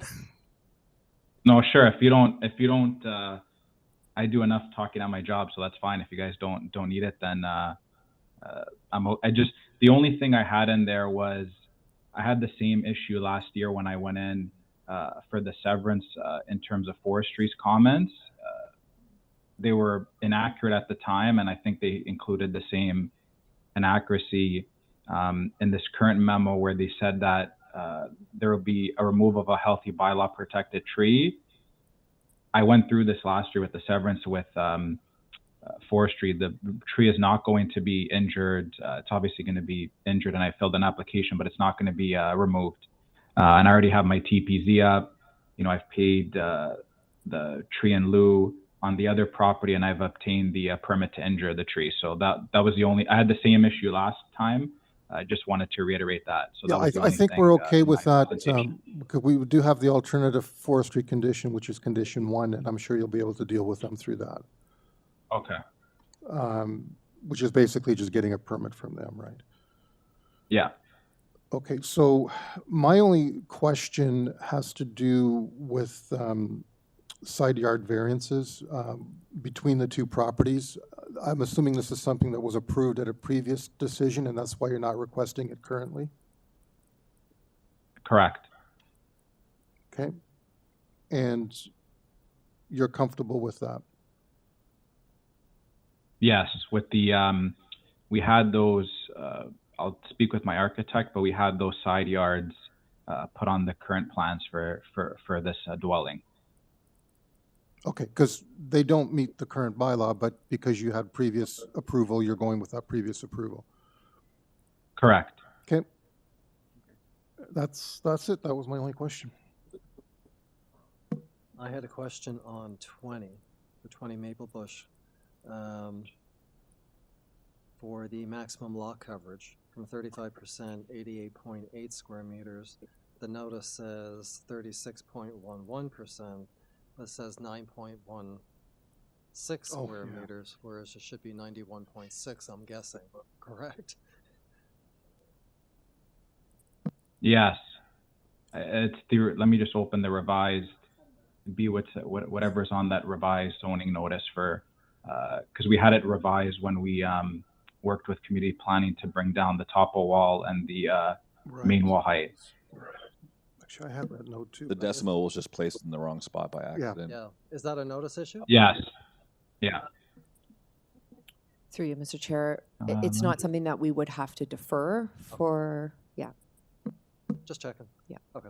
So we can make that correction, change. and it would be to variance number one, One. which would read 91.6 Six. square meters. But that is the actual number, right? Okay. No, it's only in the one, I think. So perhaps maybe the presenter, yep, Yeah, because number is 19 is presenting for that 22. page. So this is number one. Variance 1 for number 20. Sorry, let me just. Yeah, it was like it was communicated. It was just a typo where they put the decimal point in the wrong spot. Just bounce Yes, it. I think I had trying to find my email with Adam here. I remember that it was a issue. That's correct. Yeah. Mr. Chair, Madam DST, can we work Yeah, on the it was same just basis a, of using the decimal in the wrong percentages spot. instead of the figures? Through you, Mr. Chair, yes, but if the applicant concurs that we make the revision to 91.6 square meters, then we can make that revision. That's fine. Just opening my email here.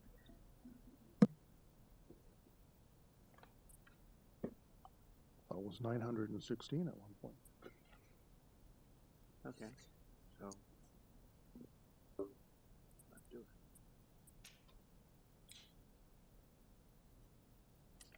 We're just waiting for him to confirm that it is 91.6.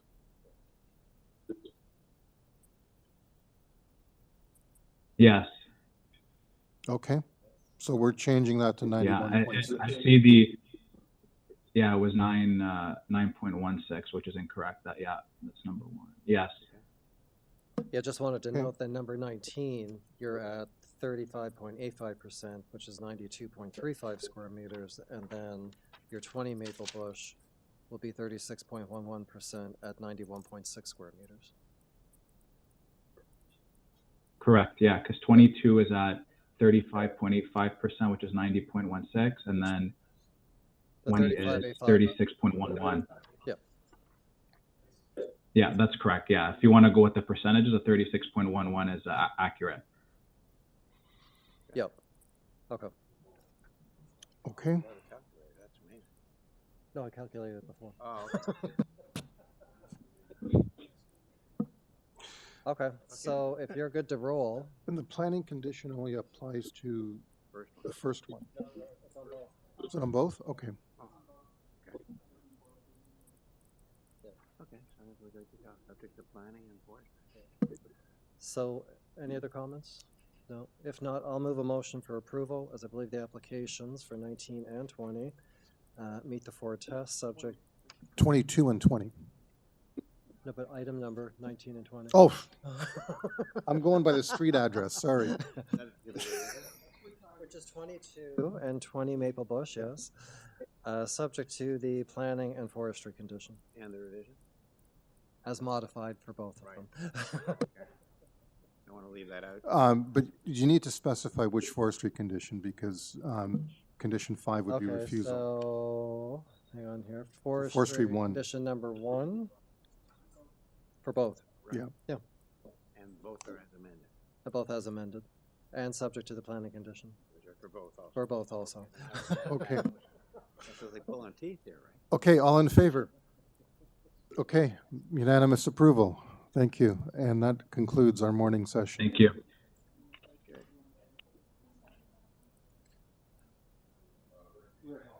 Good. I seconded that.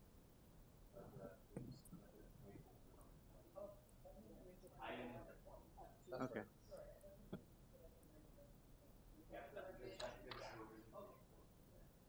Yeah, number 20 is 91.6 versus 9. Yeah, Mr. Chair. So we will start the 1 p.m. session at 2 with a microphone check starting at 1:45, if that's okay. Thank you, everybody. So those online that have joined the WebEx, please note that we just wrapped up the 9:30 a.m. session, and we will be beginning the 1 p.m. session at 2 p.m. today with a microphone check starting at 1:45. Thank you.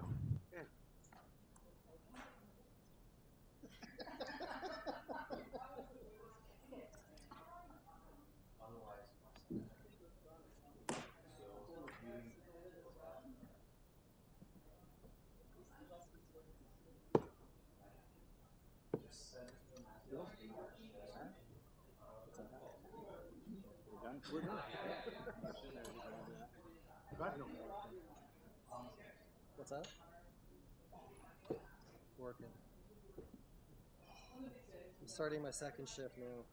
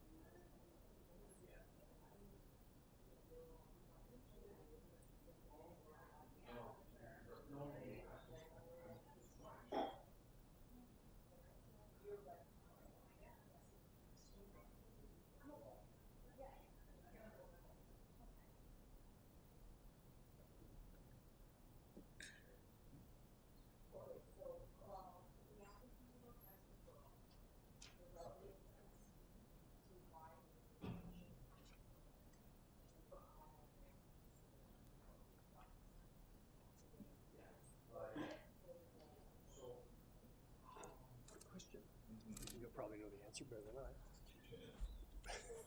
We received notification of the variance meeting today for 70 Fold. I see. Yeah. AIC. Oh, okay. First place will be the spot there, we'll put it 80, so after the search fire, then we can do some further away from there. There we go. I'm feeling the same, but not sure. No, it's, yeah, understood.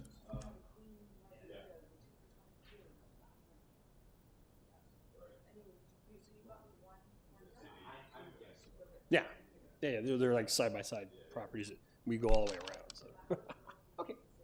AIC.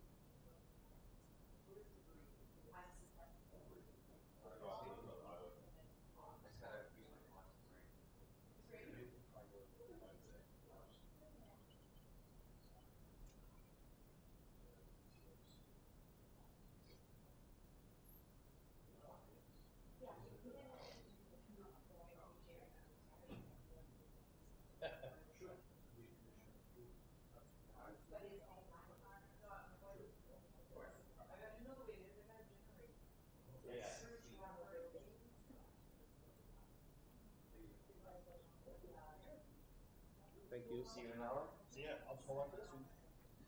I'll put it on my desk so it doesn't get lost. Okay. Two speakers we have. It's okay, because it's gonna be dismissed, that's our preferred, but I've got two speakers, so. Yeah, but they can both speak, for the deferral. I know.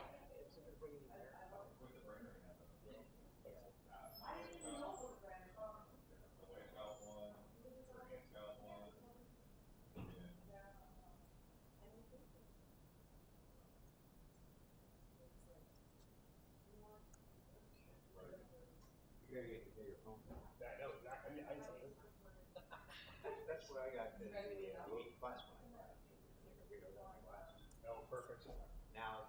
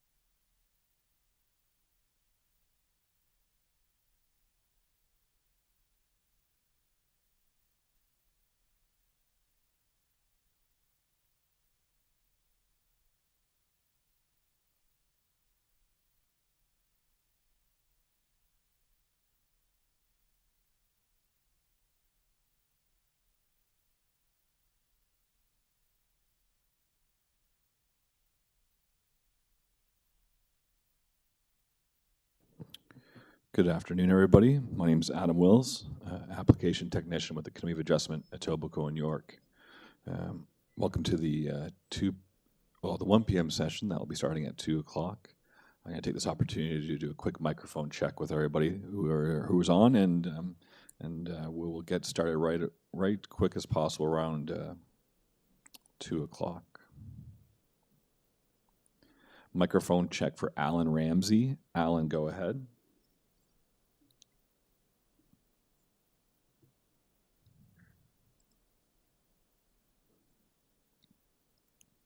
Microphone check for Annabelle Resendez. Good afternoon. Good afternoon.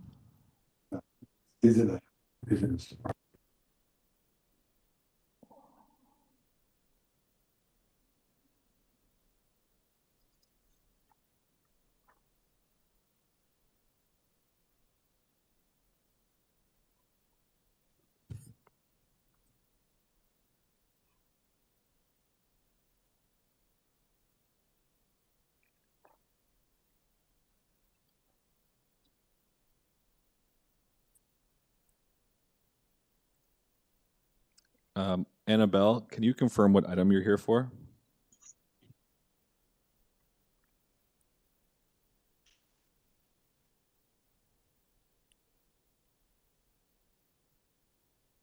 Annabella Resendez? Are you present? Yes. Hi. Which item are you here for? For 11 Arrowdale. Okay, and sorry, are you an area resident that wants to speak, or are you an owner, or? No, I'm just the owner. You're just attending. You're just the owner. Okay, cool. If you want, you can stay on the WebEx, of course, but if you're just the owner and you're just here to watch, you could consider following along on our YouTube live stream, which will be going up right at 2 o'clock.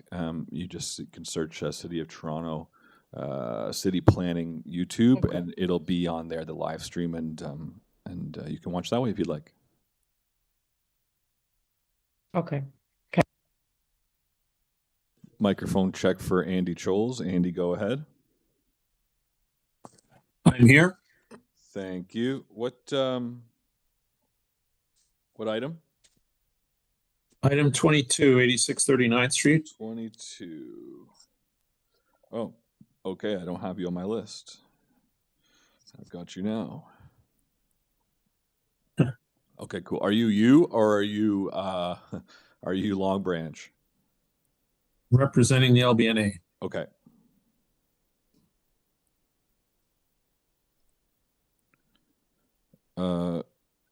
Microphone check for user simply logged in as Debbie. Debbie, go ahead. That's me, Debbie Day. Debbie Day, thank you. I've added you. If there's ever a time in the future where you participate again, could you please add your last name too, just so we avoid any confusion or anything like that? Oh, that's probably just how it shows up on my iPad. Thank you. It should. It's quite all right.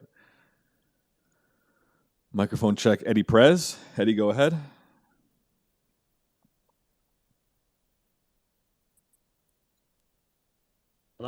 Oh, very well. Okay. Yeah, hi, Eddie. We heard you. I heard you. A microphone check for Janine Frost. Janine Frost, go ahead. Good afternoon, Janine Frost here. Thank you. What item are? Oh, here you are. I found you. Never mind. I see that you've potentially indicated that you want to be on video while you're presenting. Is that still the case, or would you like to do voice? No, just voice is Voice fine. Okay, sounds great. Thank you. Microphone check for Joanne Fast. Joanne? Good afternoon. I'm here for items 27, 28. I'm the planning consultant. Perfect. Gotcha. Thank you. Microphone check, Jonathan Benskowski. Jonathan, go ahead. Jonathan Benskowski. Hello. Microphone check, Nelson Espinola. Nelson, go ahead.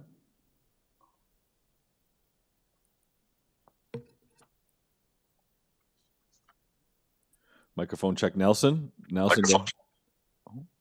Hello? Yes, good afternoon. I'm Thank here you. for item number.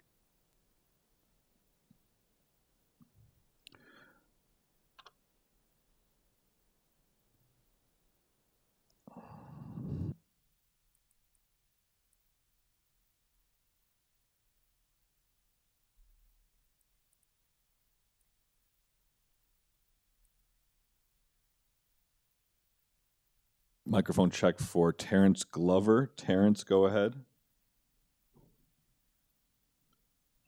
Hello? Hello, can you hear me? Hi, gotcha. Oh, there you are. Okay. Yeah. So I'm the secondary presenter for 55 Buttonwood. Victoria Fulantonio is the primary presenter. Okay, so we will stick with Victoria. Typically, we only allow one agent to present on behalf of the file, so we'll stick with Victoria. Okay, I will go to YouTube then. It sounds great. Oh, awesome. Thank you.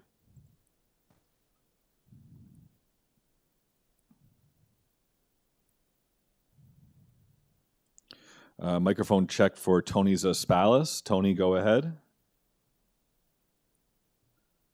Oh, hi, it's Tony Zaspalis. Gotcha. I Thanks. only heard my first. Ooh. Microphone check for Victoria Colatoni. Victoria, go ahead. Can you hear me? Loud and clear. Thank you.